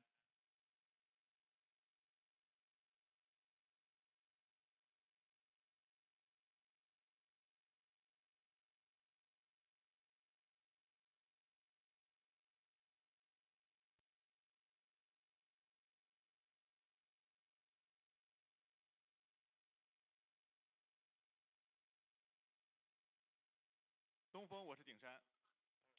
我是东风，景山请讲。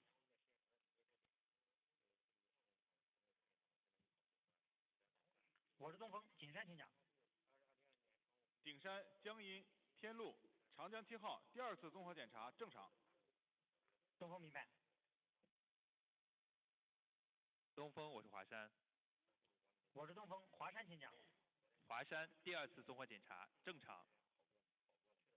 东风明白。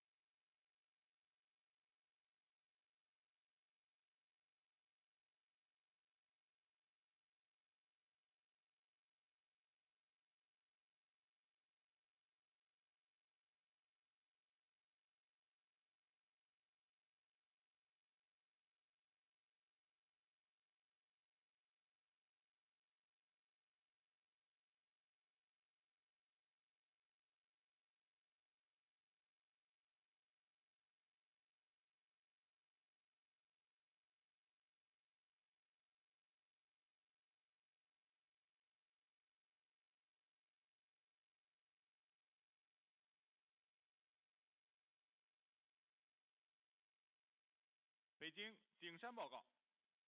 我是北京景山，请讲。景山报告测量船当前海况及1小时准备情况。长江7号海况4级，浪高1.5米，风力2级，能见度15公里。景山天路长江7号1小时准备完毕。景山报告完毕。北京明白。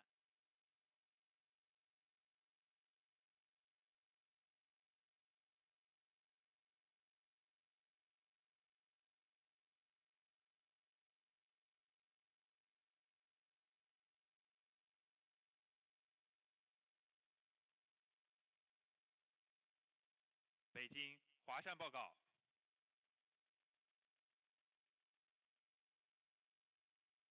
我是北京华山，请讲。华山1小时准备完毕。北京明白。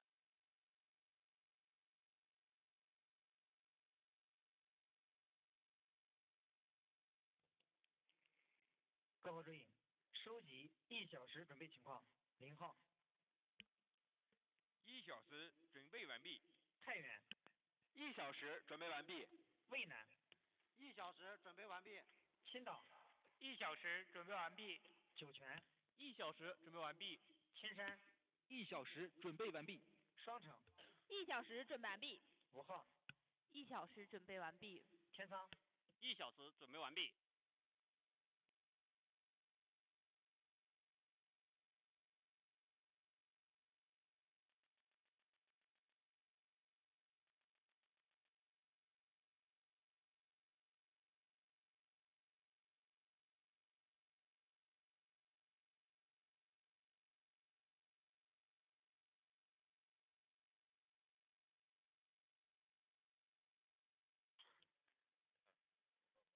北京东风报告。我是北京东风，请讲。东风1小时准备完毕，报告完毕。北京明白。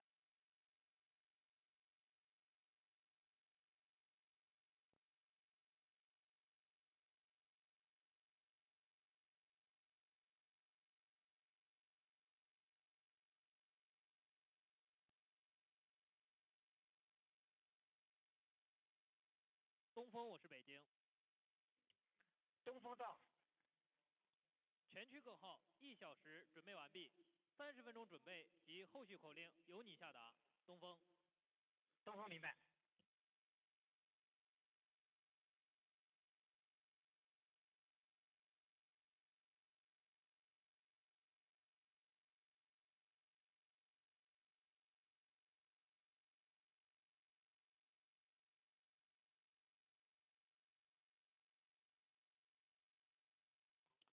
0号，我是东风。0号到。全区各号1小时准备完毕，30分钟准备及后续口令由你下达。明白。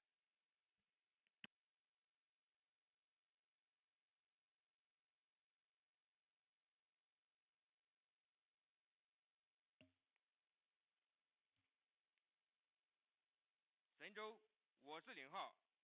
现在起，神舟18号由0号指挥。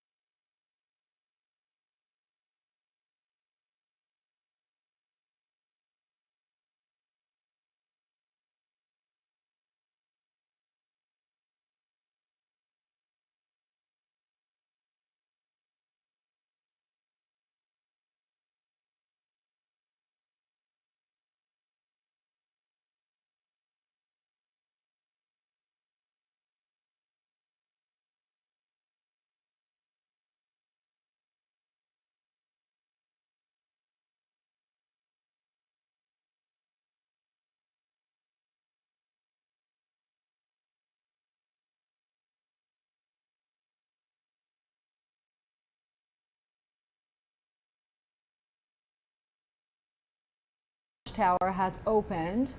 Yeah. Except for the last part that is enclosing the spacecraft. You see, for the launch complex, we built that in 1990s. It has 4 rotational platforms, but very interesting, the first one on the top will be opened. And then we open the other 3 ones from the bottom to the top. But you know that because the emergency escape system must be activated just very close to launch, so that must be opened first. And then, as you mentioned, the one on the bottom will be opened, so we can first see the 4 boosters and the core stage. You know that Long March 2. So we've got some movement coming up. Okay, maybe this is the last platform. 各号注意，我是0号，30分钟准备，长征。 30 That's minutes. T minus 30 minutes. Yes, that is the spacecraft. You can see this is the fairing covering the spacecraft. And right now the 3 astronauts are strapped in. 08号。 The weather looks quite nice, Professor. So what would be an ideal weather for a launch like this? The ideal would be we have clear air, we have no wind or very little windy days, we have low humidity, and of course we don't want it to be a rainy day or even lightning. We want to keep clear from all the lightning or other, say, extreme conditions. Now, space launches, it's said that they don't usually take place in April because of the risk of strong winds and sandstorms. So they are taking a bit of a risk here.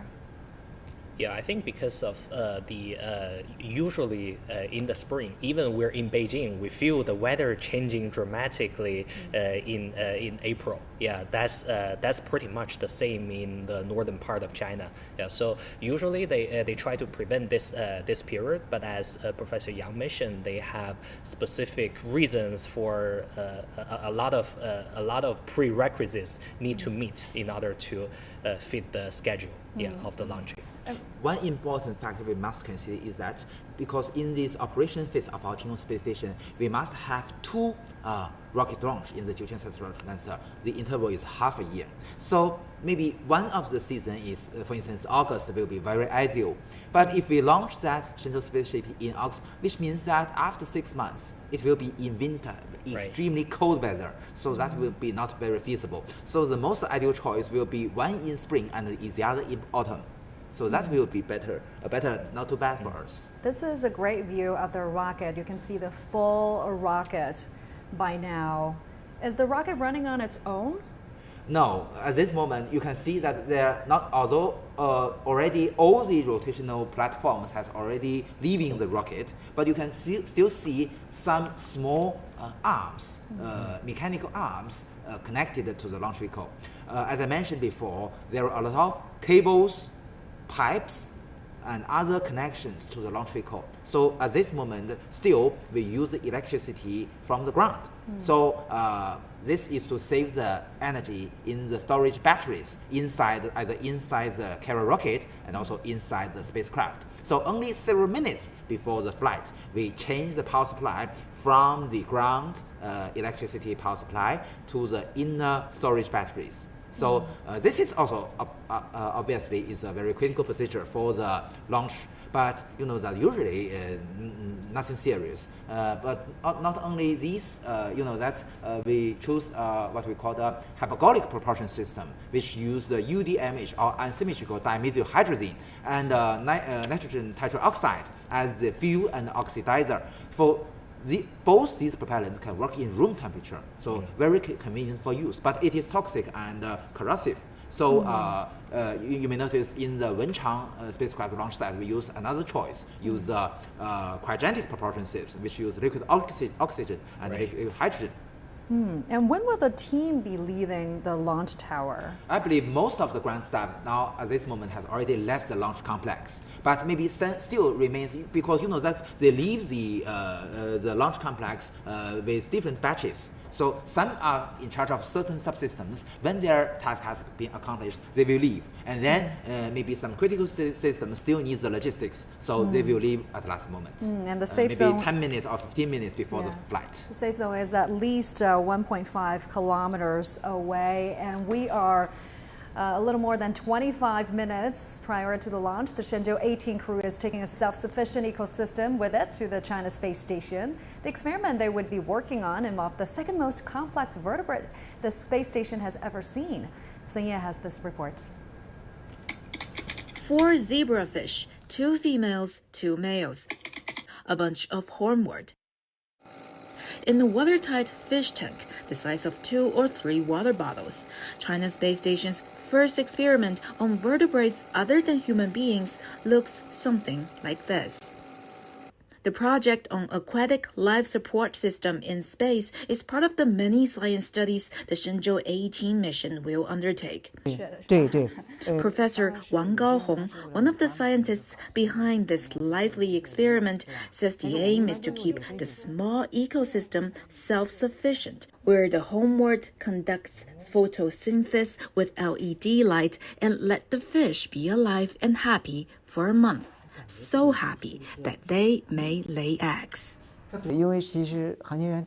Taikonauts would take care of the fish tank. For instance, if the fish lay eggs, they will help in collecting the eggs. They will also take water samples. We will monitor the changes in the water samples. We will also videotape the fish tank and see how the fish behave. Wang said the scientists prefer that the group stays limited to 4, lest a bigger crowd crashes the system. But even if it's small size-wise, the self-circulating ecosystem could be telling the scientists something big. Zebrafish are lab rats in water, and they're quite close to us humans. They share over 80% of our genes. Some human diseases can be studied using zebrafish as model organisms. Since water occupies such a large part of our Earth, in the long term, the study of this aquatic ecosystem would help us better understand the Earth's ecosystem. In time, the experiment could also lead to some real-life use in space. Wang said fishes are efficient sources of food, and if they can be farmed in space, they could be a good source of protein for astronauts. Wang also said the team is eyeing to scale up the experiment in the future, where fish can live a whole life cycle in space, from egg to another egg. 深夜40天酒泉甘肃 Province. So Professor Sui, you're pretty excited about the studies on zebrafish in space. What kind of real life implications would that have on our daily lives? So as we discussed, I think about 2 hours ago, that this experiment is very excited, is bringing this very vibrant fish to the space. So zebrafish is a very important animal model for biological study. In the field of animal study, we have fruit flies, zebrafish, mice to be the very standard used animals to study a variety of different diseases and also biological processes of animals. And zebrafish as the very simple but also very close to our human beings vertebrate. Yeah, so it's a vertebrate comparing to fruit flies. They are non-vertebrate. But in the future, we may have more complicated, complex biological systems in the space. But this is actually a very important and very complex species in the space. As the reporter mentioned, is we actually share 80% of our genes with zebrafish. And zebrafish, our scientists has already sequencing the whole genome of this animal. Yeah, so the study of this animal can go into very details on the behavior level, on their mechanics and biological micro scale level, and also on the very micro, about their genes, about their molecules on that level too. What other studies or scientific experiments have caught your eye? The others are some stem cell experiments. Although those I would expect one day there are animal stem cell experiments, but right now they're doing plants stem cell experiments in space, because on Earth we know that stem cells are the very important cells that can grow into any specific cell type. into our body or into into the animal or the plant, right? So understanding their behavior besides our regular gravity condition in those microgravity space would probably lead to some new findings on how they grow and how they prosper. Yeah, and probably will lead to a future of, say, better economy of plants.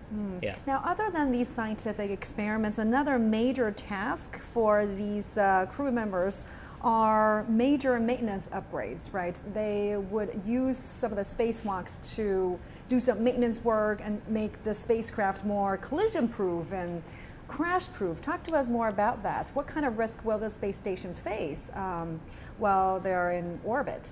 Well, Chuan, you may still remember during the live coverage of the Shenzhou-17 mission, we mentioned that the Shenzhou-17 mission conducted the first maintenance during the EVA, actually speaking, to repair our solar panels in the Tianhe-1 core module. This is because, that according to the announcement yesterday by Mr. Lin Xiqiang, some parts of our solar panels on the Tianhe-1 core module were damaged by the space debris because it's already orbiting the Earth for more than 3 years. So it is a serious problem. You see that only some unimportant parts were impacted by this debris. So nothing serious happened, but still we recovered the function of the solar panels by our EVA. But you cannot be sure that for the next 10 years, some of the space debris may hit the critical parts of our Tiangong space station. We have a lot of pipes, cables, and other critical things outside our station. And the important thing is that these parts are very critical for the normal operation of our space station. Also, that during the live coverage of the EVA of the previous mission before, we have the operation of mounting some motors for the cooling system of Tiangong space station, some pumps. And these pumps are also very important to keep the thermal control or keep the temperature very normal inside the station. But that there are coolant inside these pipes. If it was heat, there will be leakage. Very, very terrible. So we must protect these pipes and also some very critical cables, either for the maintenance or for the scientific research. So what you mentioned, this step is very, very necessary. So this will be one of the major tasks of our Shenzhou-18 crew. I believe that they will already been well trained for this. Yeah, as you were speaking, we were looking at live pictures near the launch pad. There were huge crowds of people watching, waiting for the liftoff, watching the historic moment with us. Now, as we speak, the 3 astronauts are already in position, strapped in. Not much of a movement there. They are quietly waiting for, the final procedures, the final checks up. We're approaching 15 minutes prior to launch. Yes. And you mentioned Shenzhou-17 crew, right? The Shenzhou-18 crew will be welcomed by their peers from the Shenzhou-17 crew. There is a very, very interesting experience of the Shenzhou actually speaking, Shenzhou-17 crew and Shenzhou-16 crew. That during the launch of the Shenzhou-17 spacecraft, that Shenzhou-16 crew is watching the live coverage inside Tiangong Space Station. And when your colleagues of the CMG see this video, and she, actually Ms. Lao Chunyan, say hello to Mr. Jing Haipeng, the commander. And it is very interesting that Jing Haipeng react to her greeting. So this shows that the communication between our Tiangong Space Station and the ground is already very, very powerful now. Very smooth connection there. I'm sure the Shenzhou-17 crew are watching the live coverage. The live coverage of this launch as well. With our Mandarin service, we might be able to see them later in the program. Very exciting moment. Yeah. Because we know that we have the Tianlian data relay satellite. At this moment, we have both the first generation and the second generation Tianlian data relay satellite. So we have multiple video streams, very high definition video streams, multiple from the cameras mounted in everywhere inside our Tiangong Space Station to give these videos to the ground. So we can, during this live coverage, not only the astronaut inside our Tiangong Space Station can see the launch procedure, but also we can see they are watching the live coverage. Yeah, so the Shenzhou-17 crew and Shenzhou-18 crew will conduct another in-orbit handover. Yes. So we will see 6 astronauts in the space station at a time. Would that be a challenge? This will be the 4th time we see this historical moment between the Shenzhou-17 crew and the Shenzhou-18 crew. That will be a very exciting moment, but not so exciting as the first one, because you know that we've already been very practical for this procedure, and also you know that to support and to realize this moment, we need the support from the what we call the regenerative environmental control and life support system, because it is it can recycle all the resources, the water, oxygen, and so on. So at this moment, still you can see usually in most cases we can see the video camera mounted inside our re-entry capsule. Usually the commander and his companions usually sometimes read the manuals. You may notice that the manual not only includes the operations, the guidance of what they should do next, but also it has information, very necessary information when something wrong happens, what they should do.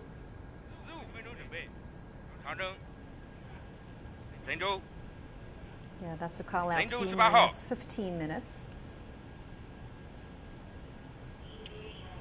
And we've noticed that all the Shenzhou-18 crew were selected from 2010 and 2020. That's the second batch and the third batch of astronauts. And we're hearing rumors that the selection process for the 4th batch of astronauts will be finished soon. When do you think these new Taikonauts will start their mission? 调度直通波金山。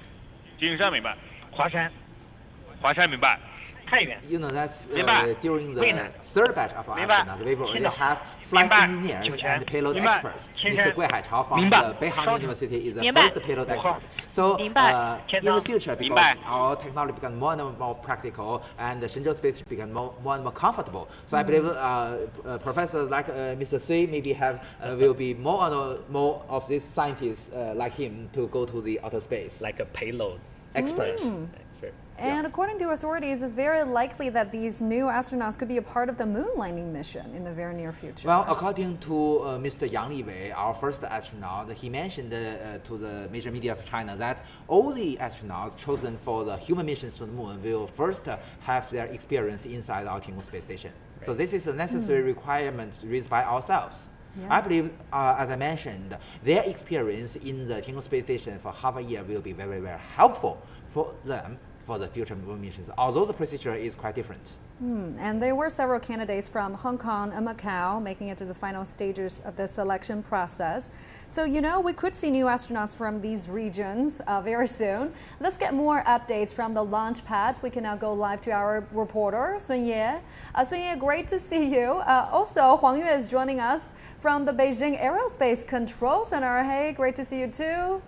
So let's start with Sun Ye. Walk us through the preparations prior to the launch. We're getting really close. How are the astronauts doing now? Hey there, Jiuquan, and hello again. Yes, the preparation is going at the last stage right now. It's minus 15 minutes until the launch. So throughout the last half an hour or so, we're seeing the last fires of cars leaving, and that means the rocket and everything in it is pretty much on its own, and they are ready. And then the astronauts, we earlier checked in with an expert with the astronaut system, and he said the Shenzhou-18 crew, they're doing fine. They're breathing all right. Their heart rates are fine. Now, this is only probably the only chance we'll get to see the rocket here in its hull and this spectacular scene. I think maybe it's all right if we take around a minute or so to have a good look, a last look at it before it goes up to space. Now, this Long March 2F manned carrier rocket, it actually came in compartments, in pieces, and was carried by train from northern China to here in Jiuquan in northwest China. And I think you're getting a better picture than me now, and I'm going to walk you through how this beautiful rocket is put together. Now, the first step is to put the corn stage 1. That's the first thing to get stable, and then the 4 boosters, they are then attached to it, and then that's the corn stage 2.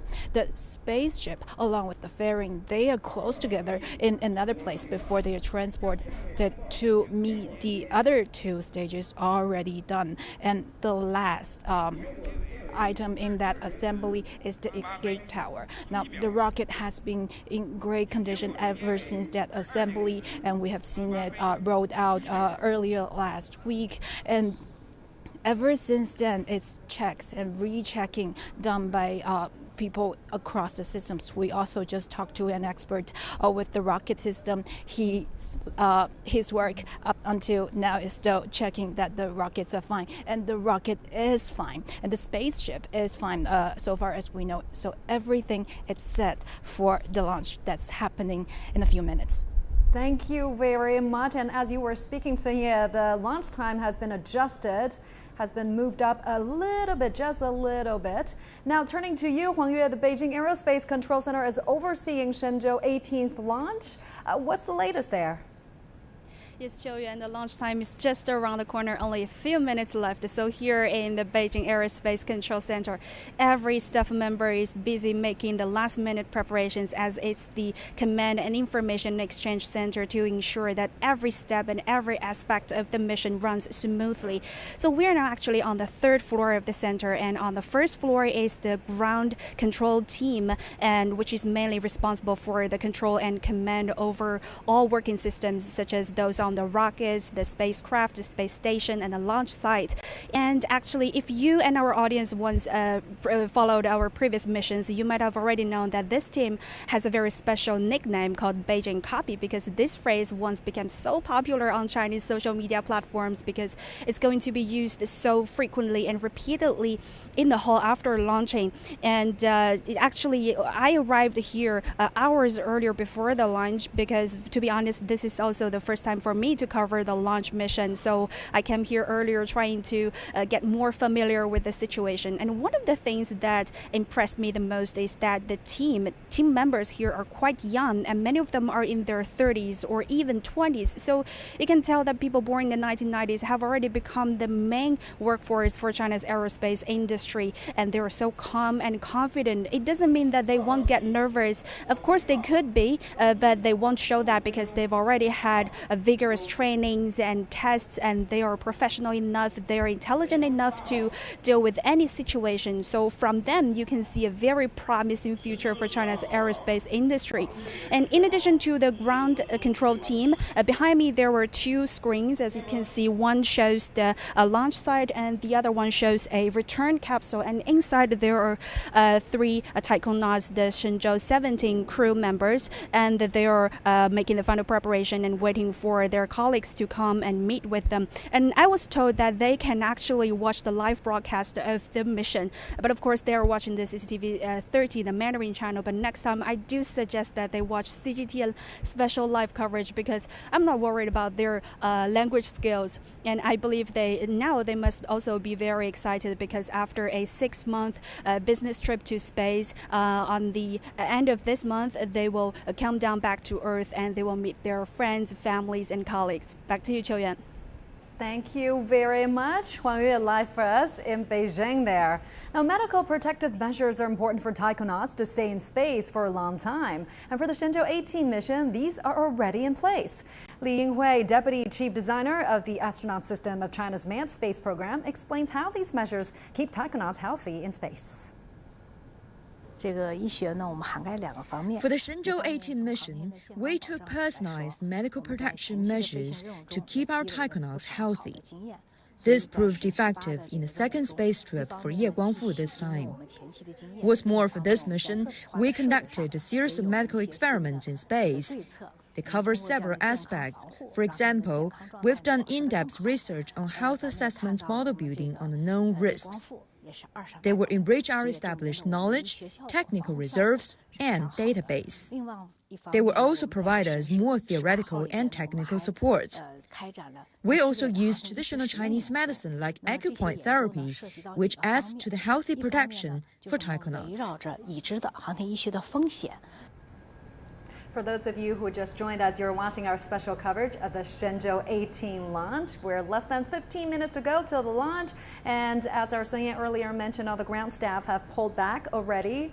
And but the rocket's still attached. Is it? Is it still attached to the launch tower? It's not running on its own just you may yet. notice that the rotational arms in the middle of the rocket is still connected to attached to the launch vehicle. So which means that still we have the cables provide the electricity to the launch vehicle, and also maybe at about 3 minutes, 5 or 3 minutes, some of the arms will leave the launch vehicle and the launch vehicle will stand on its own. But you know that I can still remember, still notice that when you talk with Ms. Sun Ye, I noticed that the commander and also his crew members are still reading the manual very carefully. Also, you know that yesterday during the conference, when the crew member meet with the media, you know that they are full of confidence, but they are not so very careful and be aware of what the challenge they will face. So, like their previous crew members, they are reading their manual. As I mentioned, not only the normal operations and the normal procedure, but also all the conditions they must possibly to be faced. So this is this shows that they are very, very professional. Yeah, we're approaching T minus 5 minutes. Okay. There you go, the call out. So in the coming minutes, we will have several very, very important steps, as we've already discussed. The transfer of power supply from the ground to the launch vehicle itself, and also the activation of the what we call the guidance, navigation, and control system, or the GNC system. And also, as we've already heard many times, the commander in Jiuquan Satellite Launch Center, usually we call that the Commander Zero.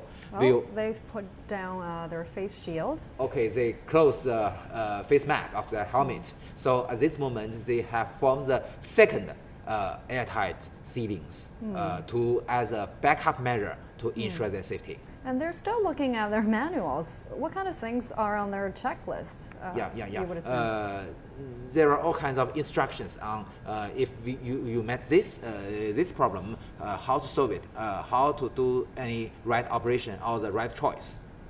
Yeah, and it's usually very quiet at a launch control around this time as we're getting really close to time zero. Not so much comm going on there except for a few simple commands and the final countdown. And that's because the final status checks by now, most of them have been completed, so that's a good sign. You don't want to hear too much noises around this time. Yeah. And also, you know that today in the Jiuquan Satellite Launch Center and in other launch sites of China, we also use UAV, a manned air vehicle, to give a good sight of the launch, the whole launch procedure itself. And also, in every live coverage, we can see from our CGTN coverage, we can see the videos from the cameras mounted on the launch vehicle. So that's also a very good reference for us to ensure the status of the launch vehicle and also everything goes okay. And you're looking at the launch control. T minus 3 minutes. I suppose everybody is going through their own task procedure for a final time in their mind. Super focused because this is a teamwork, right? Everybody needs to do their job perfectly right to make sure we have a good launch. Quite a nerve-wracking moment for the flight crew, for the whole launch team. You may notice that all of us were watching. Rotational arms, some of the rotational arms will begin to move from the fuselage of the rocket.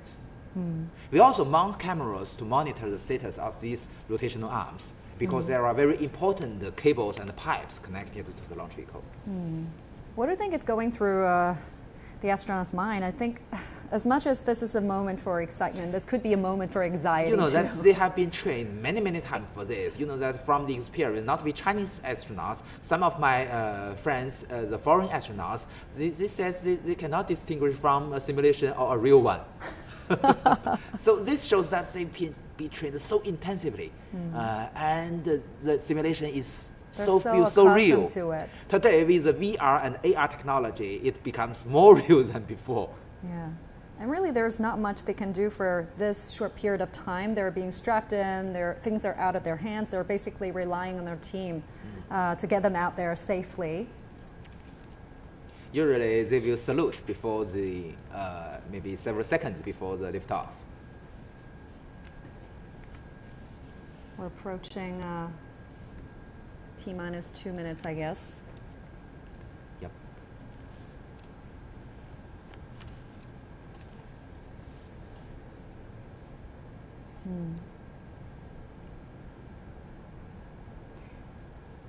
This is a beautiful evening of Jiuquan Satellite Launch Center. 各号注意，我是领号，1分钟准备。各号注意，1分钟准备。 1 minute out. An incredible moment to witness. Truly a magnificent view. 50秒。 The weather is a bit cloudy in Jiuquan, so the reporter mentioned that we may or may not see the moon. Yeah. The rotational arm has already been rotated. So the umbilicals just pulled away. This is some riveting feed there. You can see the Shenzhou-18 Yeah, as we crew. mentioned, they are watching the live coverage. Yeah. And they have decorated the space station a little bit, put up welcome banners. Yeah. 20秒。 20 seconds to go. It's a go for the launch. The Shenzhou-18 is just seconds away from blastoff. 9, 8, 7, 6, 5, 4, 3, 2, 1. Ignition.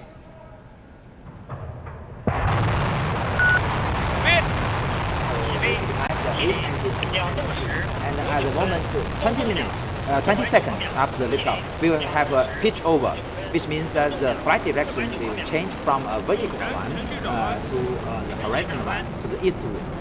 Just a spectacular view there.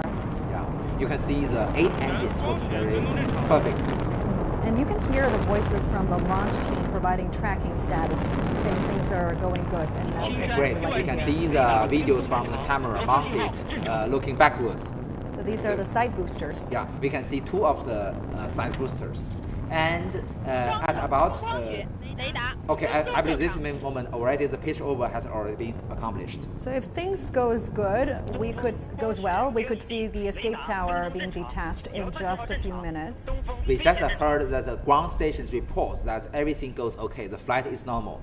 And we can see both the infrared image and the optical image. Exactly. So at the moment of the 120-second will be the critical step to jettison the escape tower. So the escape tower is essentially a small solid fuel rocket set on top of the capsule. In the event of an emergency, such as an impending explosion, it'll pull the capsule far enough away from the launch vehicle to allow for a normal parachute land. Because at the moment of 2 minutes, it's already high enough. So we don't need the escape tower. But still, we have emergency escape engines on the payload fairing. We can see that during the live coverage previously. We can see the trail, as you mentioned, on this maybe infrared image. Yeah, if it's during the day, we could see it very clearly, but because it's dark. But we don't have other choices because of the launch window just lie in this moment. Yeah, so we're relying on the infrared image now. Another critical step coming up very soon. At the moment, 153 minutes. Okay, great. Oh, that's the call out. The emergency escape tower has already separated, and then will be the separation of the 4 boosters. So you saw a bright flash over there. The Just emergency escape later. system have been separated, indicating the initial low-level flight went pretty well. Yeah, it's already supersonic now. Great. Booster separation. The separation of 4 boosters, and then the separation of the first stage. Immediately. 助推器分离。 1、2级分离。 You have the first stage separation. A successful separation. Great. And the next critical step will be the separation of the payload fairings. 东风光学 USB 雷达跟踪正常， Fast 遥测 few 信号正常。 minutes, we've 东 seen 风 a 飞行正 series 常 of。fast maneuvers and status reports there. Now the combination of the Shenzhou spacecraft and the launch vehicle is flying eastwards. Oh, this is video cameras mounted on the rear part of the second stage. And this camera is inside the payload fairing, looking forward. You can see that's okay. There you have it. The separation of the payload fairing. 抛整流罩。 Roughly 4 minutes into the flight, we are seeing fairing jettison. So now the spacecraft is exposed in space. I just heard the voice of Mr. Ye Guangfu, the commander. He reported that the payload fairings, now they can see the sightseeing outside. But I believe 02 and 03 have a better view. Yeah, they've got the window seats. Yeah. But there is no aisle seat. I wonder what they could see from their windows now. Usually, in the previous missions, sometimes they can entering the sunshine areas, but this moment they are still in the shadow areas of the Earth. So in about a few minutes, we're going to see the second stage rocket being dropped. So well, the second stage works much longer than the first stage, more than 5 minutes. Yeah. Now you can see this is a camera video camera mounted on the second stage. Is this the time that the crew will feel maximum G-forces? Usually that happens right before at the separation of stages, because at the moment the thrust has a certain number, but you know that with the fuel becomes less and less, and the acceleration becomes greater and greater.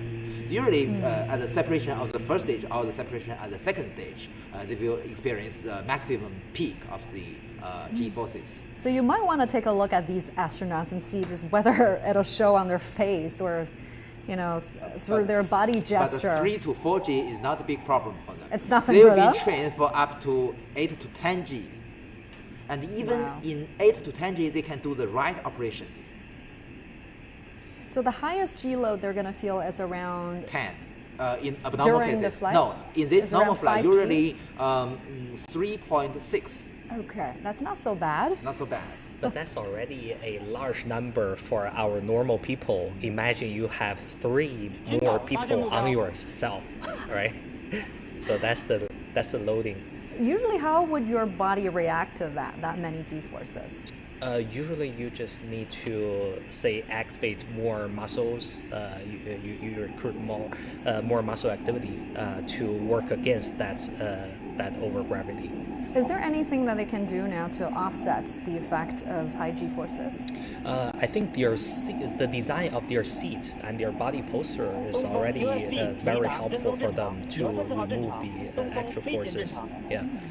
So if everything's normal, as we just heard, they are actually in a quite comfortable condition, as they are very used to those in their everyday training. Yeah. Now we can see on the left of the screen is the video camera mounted on the second stage looking backwards. Our second stage of the Long March 2F rocket have one main engine with a thrust about 80 tons. And also we have 4 vernier engines which control the attitude and the direction. So you can see the video camera monitoring the proper working of these rocket engines. Very bright, but this moment is already out of the atmosphere. Okay. Still, the Shenzhou-17 crew is watching the live coverage. They will meet after 6 or 7 hours. Very soon, very soon. I believe our Shenzhou-17 crew have already prepared the breakfast for our Shenzhou-18 crew. Oh, that's nice. Yeah.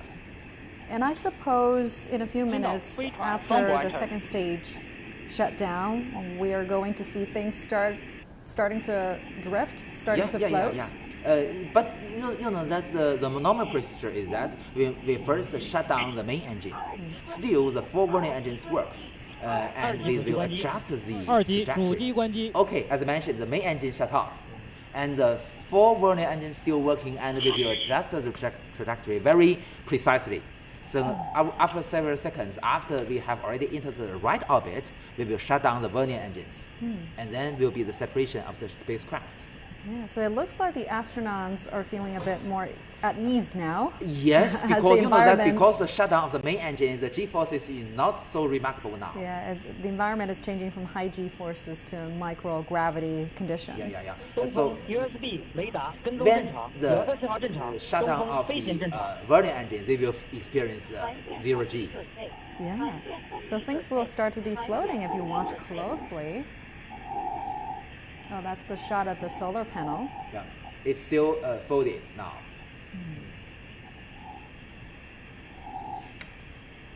So the next critical step would be the shutdown of the vernier engines.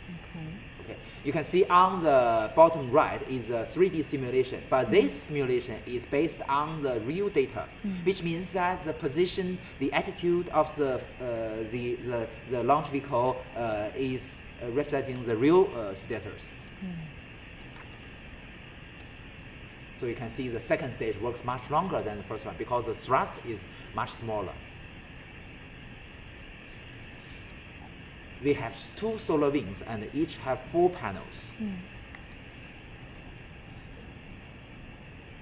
I think for the 2 new astronauts, Li Guangsu and Li Tong, this will be a very exciting moment. Changjiang is a space tracking ship. The code, I believe it will be Yuanwang-7 space tracking ship. It's in the Pacific Ocean.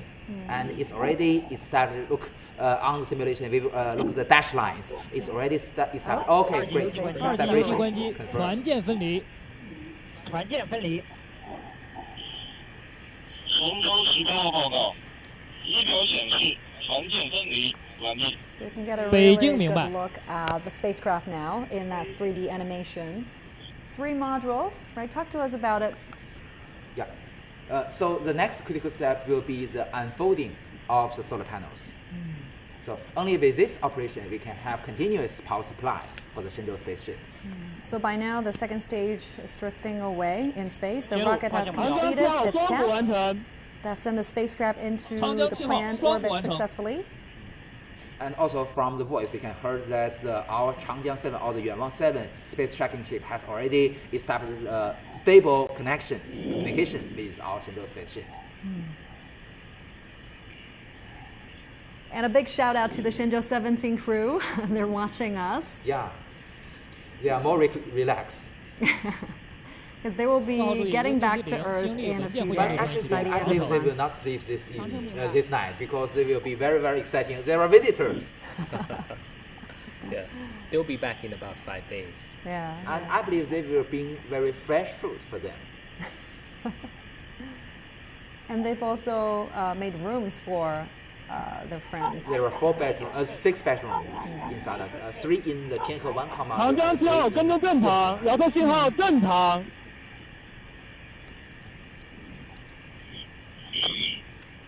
But in China's tradition, we don't have a 0G indicator. Usually in other countries, they have some toy to be the 0G indicator to show it's floating everywhere. The ground team is confirming the status with the crew and confirming status of the spacecraft. And Mr. Ye Guangfu, the commander, and Mr. Tang Hongbo, the commander of the Shenzhou-17 crew, both come from the second batch. This are their second flight mission. 顶山收到，东风。东风收到。3、2、1。 With the separation of the end stage of the rocket, the Shenzhou-18 spacecraft is already in orbit. So next, our ground team will check the accuracy of the orbital parameters. If everything is accurate enough, we can announce that it is a successful launch. 北京明白。长程报告，太阳帆板展开正常。太阳帆板展开正常。 Great. The solar panels are unfolded very normally. And what comes after this? What comes next? Next will be the examination of the, as I mentioned, we will double check or even triple check with different data resources to check the accuracy of the orbital parameters. Because this accuracy is very critical for us to chasing the Tiangong space station and the dock visit. So we cannot just declare the success just yet. We have to wait for... We just heard his voice that the antenna for the data relay satellites has already been unfolded very normally. You know that we have a small device to keep connection with our data relay satellite, but we also have a high gain antenna which can send videos from this antenna to the Tianlian data relay satellite. This is also very important for us. That's a big improvement compared to previous missions. And it also ensures the very reliable connection between the ground stations and our ground centers to our Shenzhou spacecraft. Every mission is risky because that there are so many uncertainties. So keep a very smooth communication with the Space Flight Center, Control Center will be a very good insurance to keep the success of our flight mission. Now looking at the 3 astronauts. 神舟18号，我是北京。 Let's listen in. 神舟18号到。通报座舱大气环境及身体情况。神舟18号明白。 We've just heard ground control exchanging a few words with the flight commander, trying to confirm their status. Air quality.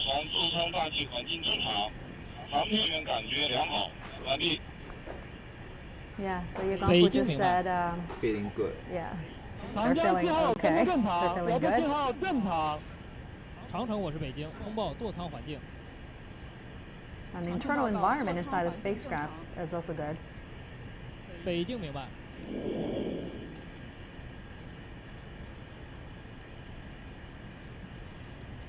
神舟18号，我是北京，经地面确认，座舱环境正常，可以打开面窗。神舟18号明白。 We have a very important, very critical subsystem called the atmospheric control system. So as mentioned we heard the voice that the atmosphere inside the cabin is good. So they can open their face mask. Yep.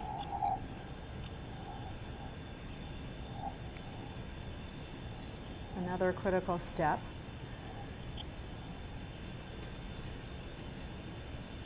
You can see they are still busy reading their menu. Yeah. I mean, a pretty young team we're looking at, in their 30s, 40s. Is this a trend? Are we going to see younger and younger astronauts in the future? Yeah, I think we're looking forward to see the younger generation of astronauts. They are taking charge of more and more launching missions. But what's considered as a prime age range for astronauts? Or there's no such thing? I think it depends from 倾角41.5度，周期1小时30分钟的预定轨道，飞船座舱环境正常，航天员状态良好。北京出轨根数及分离点参数已向各方向发出。东风。东风明白。华山。 We've already got the orbital parameters as announced by the Beijing Flight Control Center. So the perigee is 200 kilometers, and the apogee is 356 kilometers, and the inclination is 41.5 degrees. So it's a very accurate launch. It'll take an hour and a half, right, for them. So they will spend 6.5 hours in orbit to chase our Tiangong space station and finally dock to the docking port at the bottom of our node. And that'll be an automated rendezvous? In normal cases, it will be automatic one. But if anything wrong happens to the automated docking system, as you mentioned, we will switch to the manual docking. And all these crew members were well trained for this operation.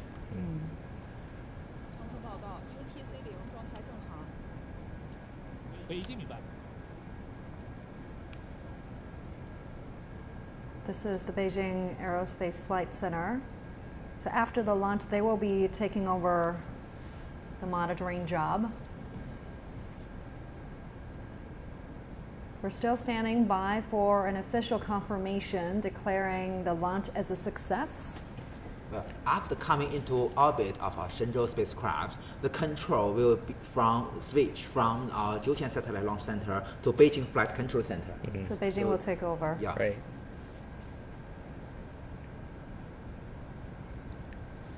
I guess the ground team are doing some calculations, maybe some adjustment burns exactly. for the spacecraft. As I mentioned, we based on different data resources to confirm the accuracy of each orbital parameter to ensure that it is accurate enough. Because as we've already discussed, the Shenzhou spacecraft must enter the same orbital plane of our Tiangong space station. So this is the most essential and most important requirement to its accuracy.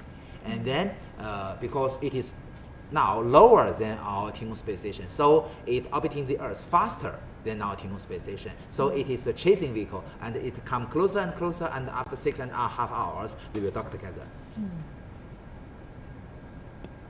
天路跟踪正常，遥测信号正常。天路跟踪正常。 Tianlu is another name of our Tianlian data relay satellite system. So at this moment, it's already out of the coverage of our space tracking ship, and it is mainly based on our Tianlian data relay satellite. As we've already heard the voice, that the high gain antenna has already been unfolded. So at this moment, we can transfer not only the voices, but also can transfer the videos from our cabin of our Shenzhou spacecraft. Right.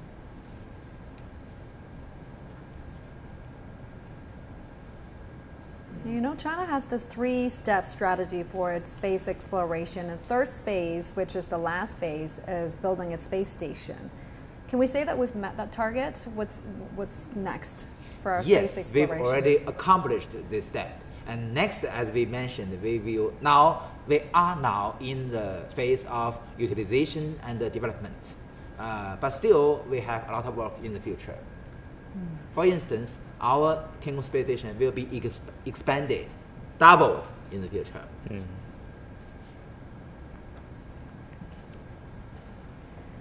We're now joined by Professor Mark McCong-Reed, a former senior advisor for science and exploration at the European Space Agency in the Netherlands. Great to have you with us, Professor. Now, the Shenzhou-18 has just launched. We are standing by for an official confirmation of the launch success. But what significance does it have for space exploration? Well, assuming everything's gone well, which it sounds like it has, congratulations to the crew and everybody involved. Going back to the space station, of course, you have 3 astronauts there already waiting for them, and then you will change the crew for another 6-month expedition, as they're often called, on the Chinese space station. This is very similar to what we've been doing for many years, of course, with the International Space Station. And as one of your speakers there just said, this is about building capacity, expanding the space station, and doing research and development, both on the space station, scientifically, doing interesting things there. In fact, one thing, as an astronomer, one thing I'm really excited about is the Zhuntian space telescope, which should be launched to Tiangong, not docked to it, but nearby to it, and doing some very interesting scientific astronomy experiments over the years to come. But it's about that development, building the station, making it an efficient place to do science, but also looking forward, I imagine, to the moon and Mars. Now, China has said astronauts from other countries are welcome to go to the China space station. It says it is committed to the peaceful development in space. How would you assess prospects for international collaboration in space exploration? Well, that's a very interesting question, of course, particularly given the current geopolitical context. Without going into too much depth, the world is not perhaps in a happy place at the moment. And exactly how nations decide to collaborate on many things, of course, is something which is constantly in focus politically. And space is a political thing. We should never just think of it in terms of science or exploration. There is a strong political element. But I think it's also worth looking back to the past and looking, for example, at the Apollo-Soyuz test project in the 1970s and the space station itself, the International Space Station, where, of course, the United States and Russia at the moment have grave differences over the war in Ukraine, but are still collaborating in space. So it's not an easy thing to see into the future and see how that international collaboration may also include China. But I'm optimistic that we'll find ways of doing that, because the things we want to do in space are incredibly challenging and do indeed need to bring nations together to solve some of those problems. And those problems then reflect on the Earth. We have problems on the Earth we need to solve.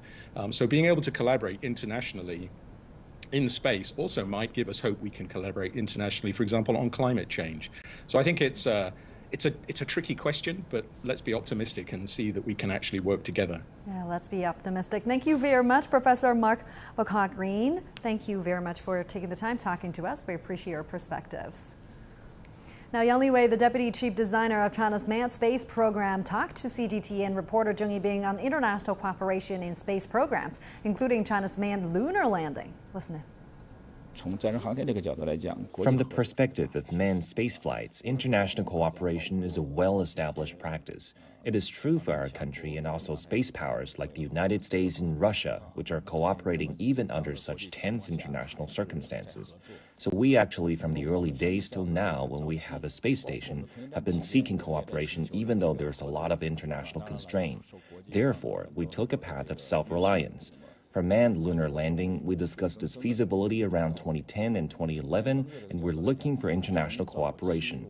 We hope that different countries and institutions can join us in the whole lunar landing program, complement each other's efforts, promote the development of this cause, and explore the unknown for human beings. So I hope more countries and institutions will join us. Stay with us for more of our live coverage on the space Shenzhou-18 launch mission. And now for more on the top stories making headlines around the world.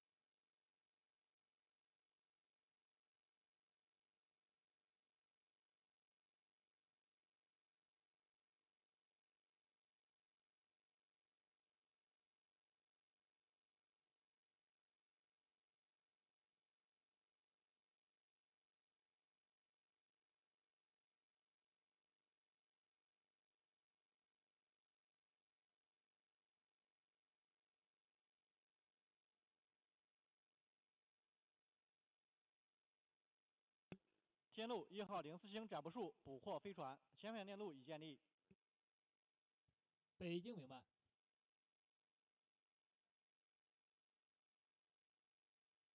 我是马明，那个嗓子有点干。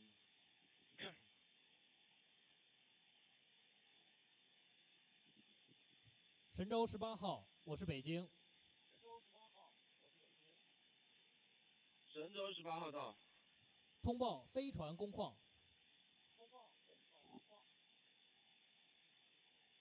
神舟18号明白。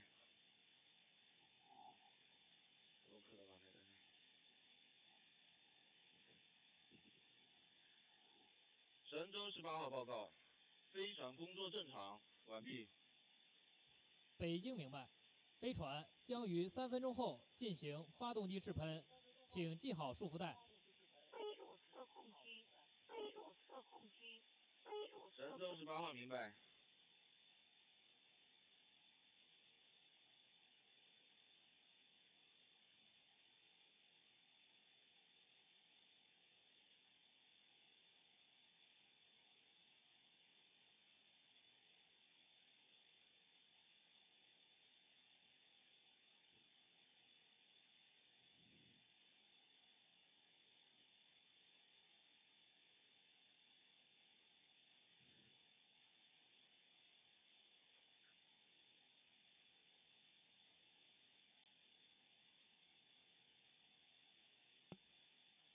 天路跟踪飞船正常，前方链路出发正常。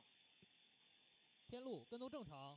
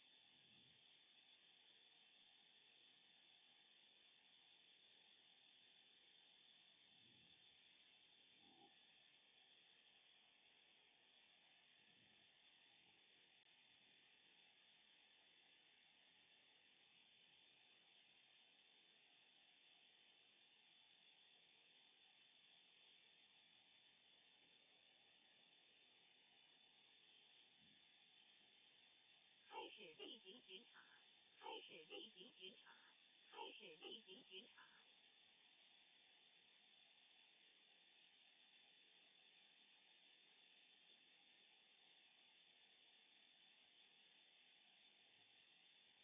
长城报告，整船具备实施3圈自主原导条件。天路跟踪飞船正常，北京明白。前反应数据出发正常。天路跟踪正常。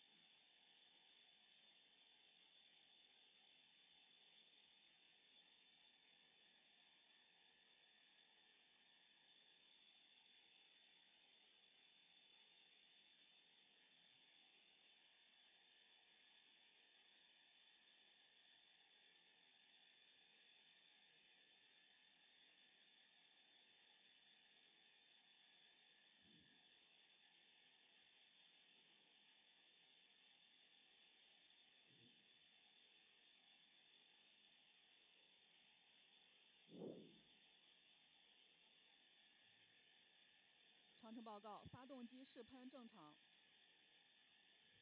发动机试喷正常。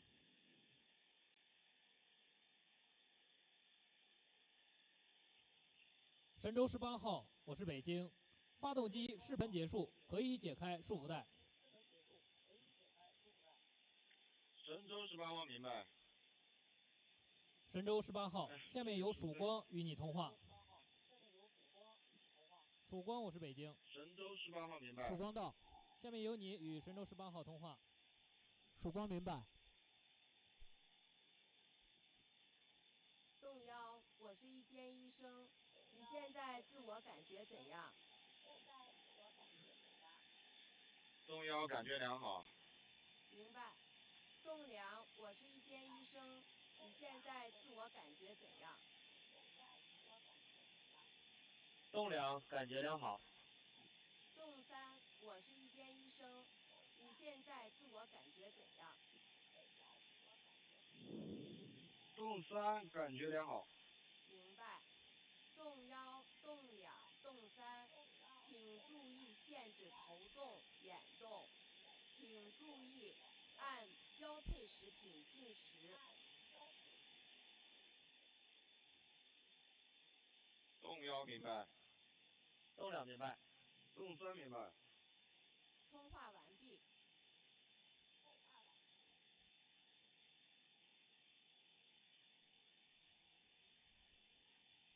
北京曙光报告，我是北京曙光，请讲。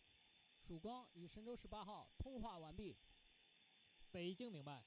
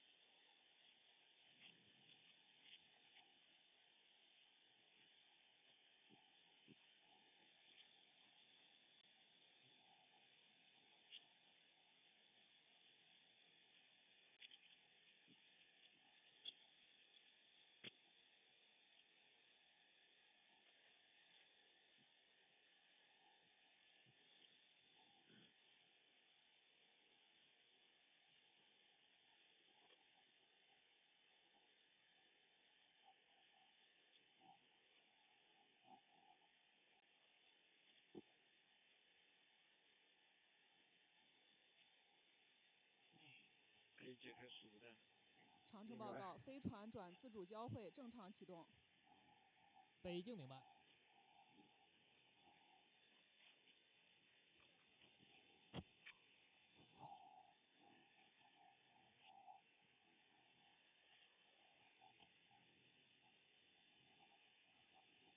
各号注意，我是北京，飞船转自主交会正常启动，具备实施3圈自主原导条件。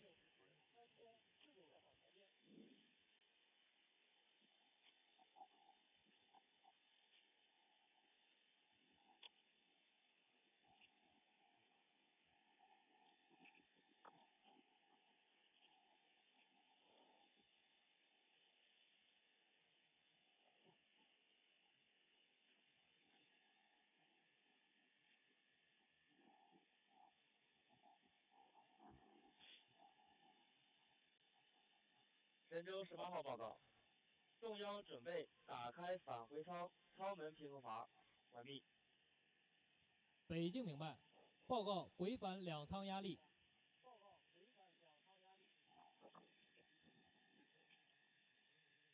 轨道舱压力为92.77，返回舱压力为95.08，完毕。北京明白。长城报告，轨道舱环境正常，满足打开返回舱舱门平衡阀条件。北京明白。神舟18号，我是北京。神舟18号到。轨道舱环境正常，可以打开返回舱舱门平衡阀。神舟18号明白。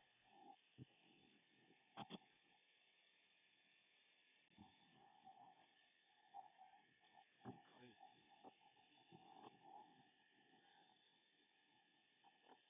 平衡。打开，然后调整返回舱排气调压组件，排气节止阀为调压，气压节止阀再关闭。明白。排气调压，气压关闭。正确。排气调压，气压维持在关闭。正确。排气调压，好嘞。OK 了。神舟18号报告，返回舱舱门平衡阀已打开，返回舱排气节止阀设为调压，气压节止阀维持关闭，完毕。北京明白。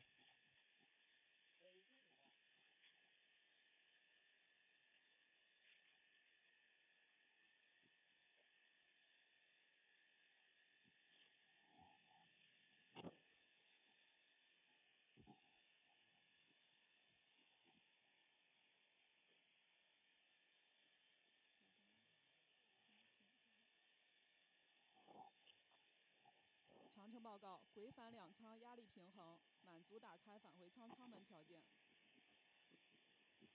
北京明白。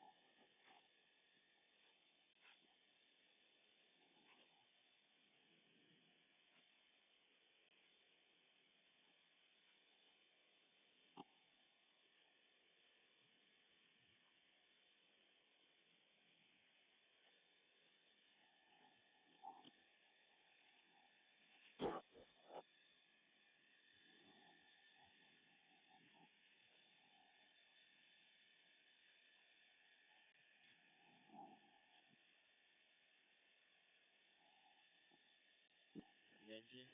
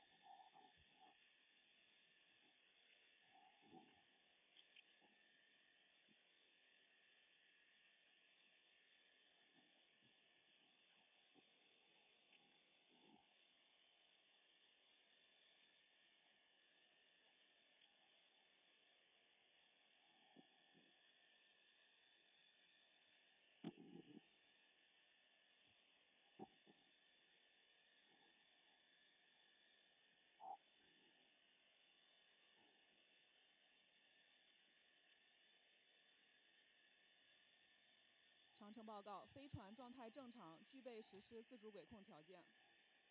北京明白。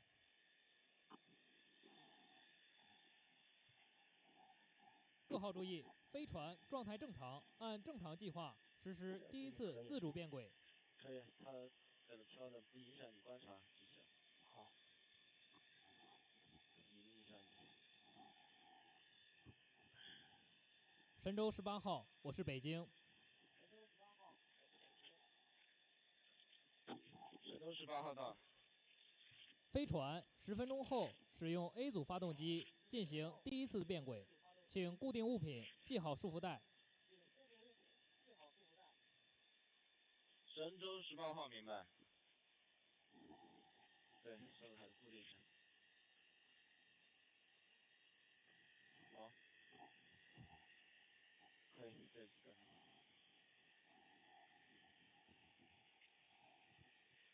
系好束缚带。明白，明白。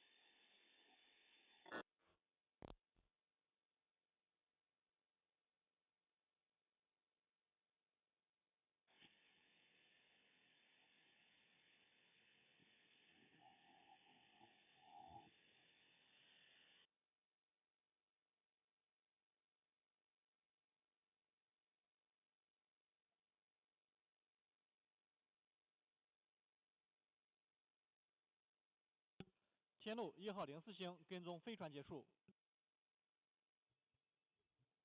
天路1号04星跟踪结束。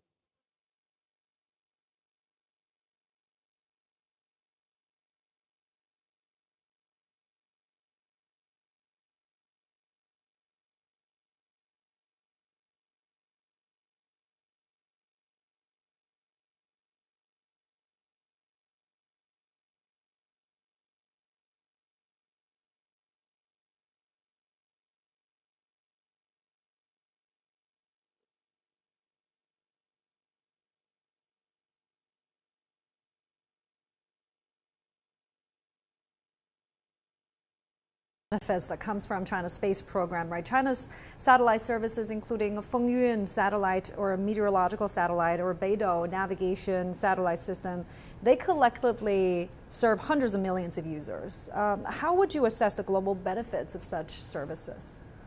Yeah, the global, I think the global commercial market would be very welcome to see that besides the GPS system, we have multiple different choices, that can provide a different level of services.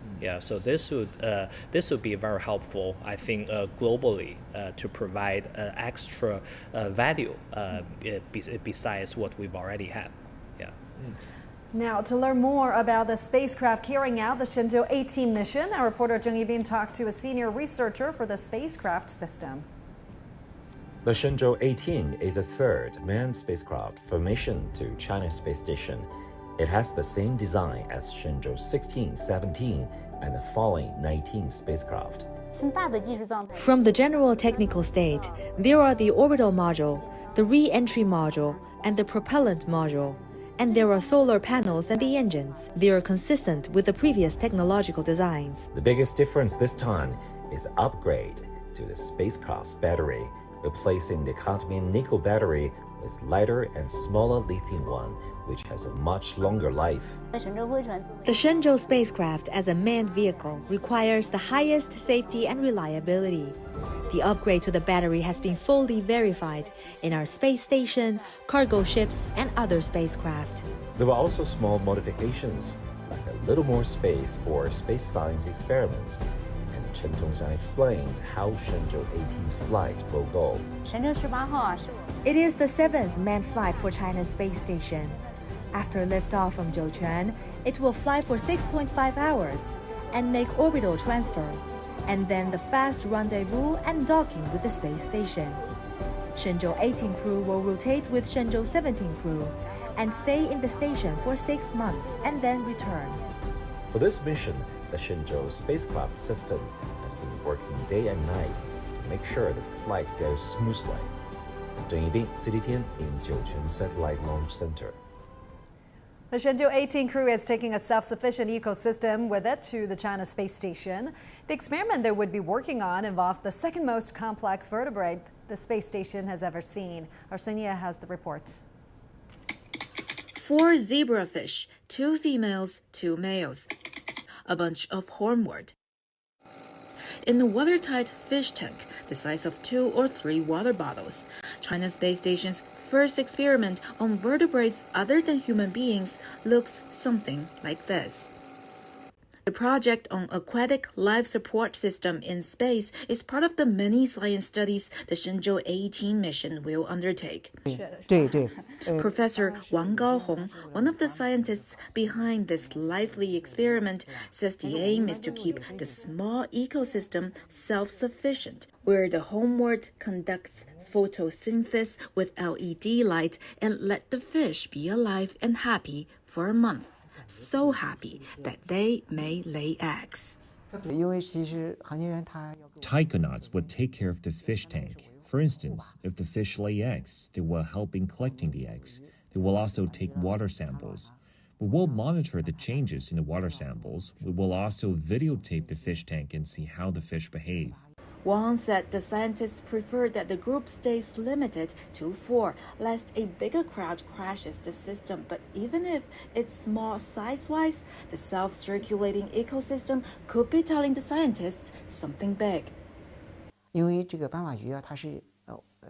Zebrafish are lab rats in water, and they're quite close to us humans. They share over 80% of our genes. Some human diseases can be studied using zebrafish model organisms.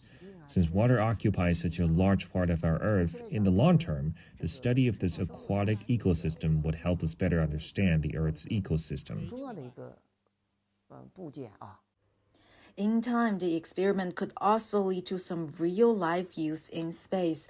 Wang said fishes are efficient sources of food, and if they can be farmed in space, they could be a good source of protein for astronauts. Wang also said the team is eyeing to scale up the experiment in the future, where fish can live a whole life cycle in space, from egg to another egg. 深夜40天酒泉甘肃 Province. The Jiuquan Satellite Launch Center is home to China's first space mission. More than 6 decades later, it has evolved into a key place for China's quest into space. Our reporter Zheng Yibing is at the launch center to give us a glimpse of its past, present, and the future. China has been pursuing its space dreams and reaching one goal after another. But do you know where all these have evolved from?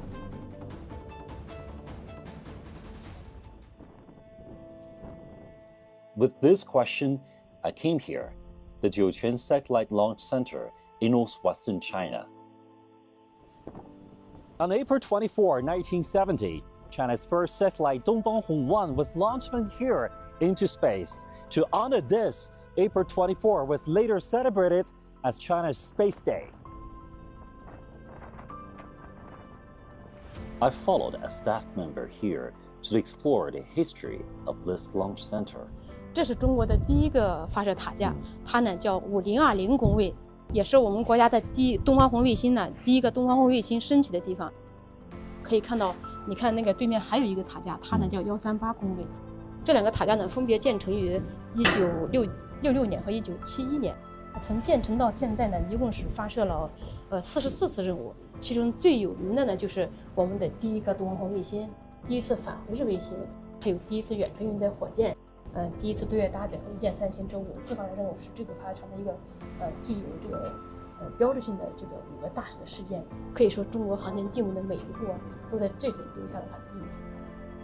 And then, new launch towers were built at the launch center. This is the only launch pad in China for manned space missions. It has been in operation for 25 years and now is a backbone for missions to China's space station.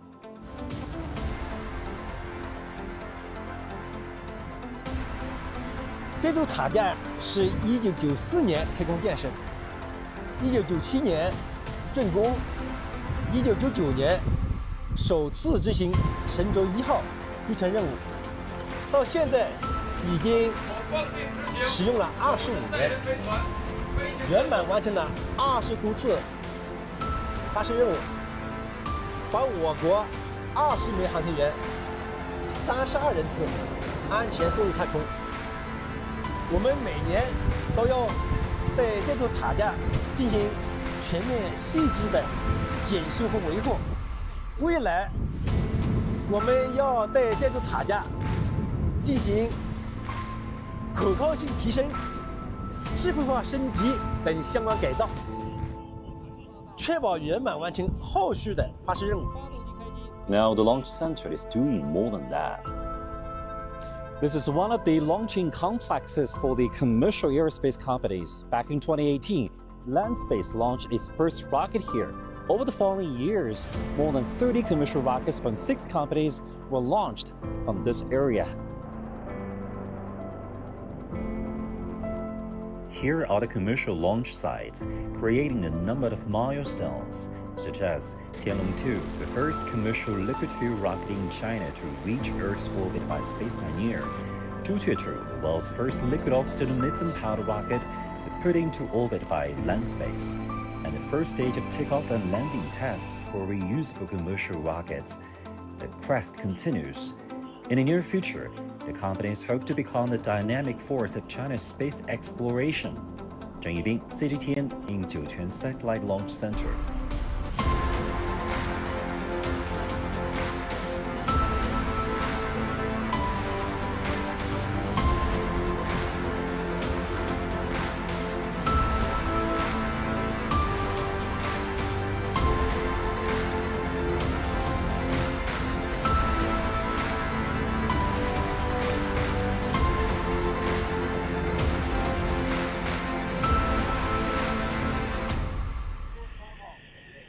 You're watching our special coverage of the Shenzhou-18 mission. Looks like you can already see the Earth from the spacecraft. Right, looking at a live picture there. I just heard the voice that the Beijing Flight Control Center asked the crew they can open the hatch now, which means that they can enter the orbital module, which will be more comfortable. Oh, so during the 6 hours time, they could move around between the re-entry module and the orbital module. Exactly, because you know that the space will be much bigger for them. Yeah. So, more comfortable. And it's getting brighter. You can see sunlight from actually speaking, with today the lights inside our cabin is already more advanced than before, because today the semiconductor LCD lights are more practical than years before. But they are now preparing for the docking with rendezvous and docking with our Tiangong space station. So they will, I believe, they will also be very busy. You know that we will conduct several orbital maneuvers, most automatically, but the astronauts will well monitor all these very critical procedures, which define the distance, the relative distance and relative position between the Tiangong space station and our Shenzhou spacecraft. And how difficult is the docking process? We can still remember that during my first cooperation with CGTN, still called CCTV News before, we have the live coverage of the rendezvous and the docking procedure. And at that moment, because we haven't mastered this technology, we still do that very, very careful. And today, because it is very practical, as I mentioned, so this is reason why we can conduct a faster rendezvous and docking. And also, you know, one of the Tianzhou spacecraft, maybe Tianzhou 4 or Tianzhou 5, conducted the fastest, only 2 hours from the launch to the docking of the Tiangong space station. Also make a world record. It's interesting that they can move around now. We just heard that the power generation, the power supply is very normal. So things are going well with the spacecraft. I mean, the space station is much bigger compared to what it was in the very beginning. Yes, the 3 module, the inner volume is more than 110 cubic meters, so very, very big. Will it be expanded into even Yes, bigger exactly. one? So in the future, we will dock another 2010 level module to the front or to the node. So the front docking port will be occupied, but with the 4th module, we will have more docking ports and buzzing ports. So we will have more reliable redundancy, because today we only have 3 docking ports of the whole station. The rear docking port usually is occupied by the Tianzhou. 根据北京实时遥测数据监视判断，飞船太阳帆板展开，工况正常，原导第一次变轨正常。 后续工作按正常飞控计划实施。神舟18号。神舟18号明白。东风。东风明白。华山。华山明白。江阴。江阴明白。长城。长城明白。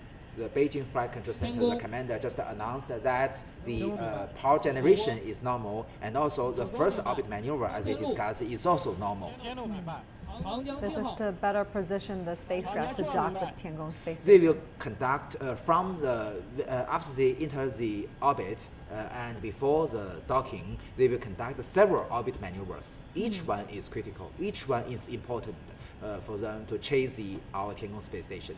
And everyone is also keen to know when China will open its space station for international astronauts. By what stage will we see astronauts from other countries also living and working in the Tiangong space station alongside Chinese astronauts? I believe we will see this within several years. You know that according to the announcement by... Let's listen in. Sounds we will like hear that's the the formal official announcement of the result.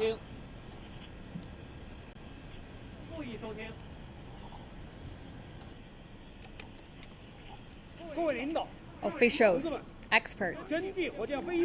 According to the Beijing Aerospace Control Center and the flight data and report, the Long March 2F Y-18 carrier rocket has sent Shenzhou-18 manned spacecraft to the preset orbit. The solar panels have been unfolded and are functioning well. I now declare the launch of Shenzhou-18 mission a complete success.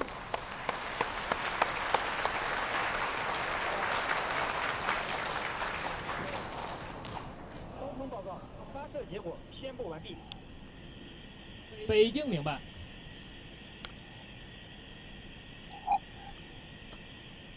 There you have it, an official confirmation from the command center. The launch is a success. That was Zhou Lipeng, director of the Jiuquan Satellite Launch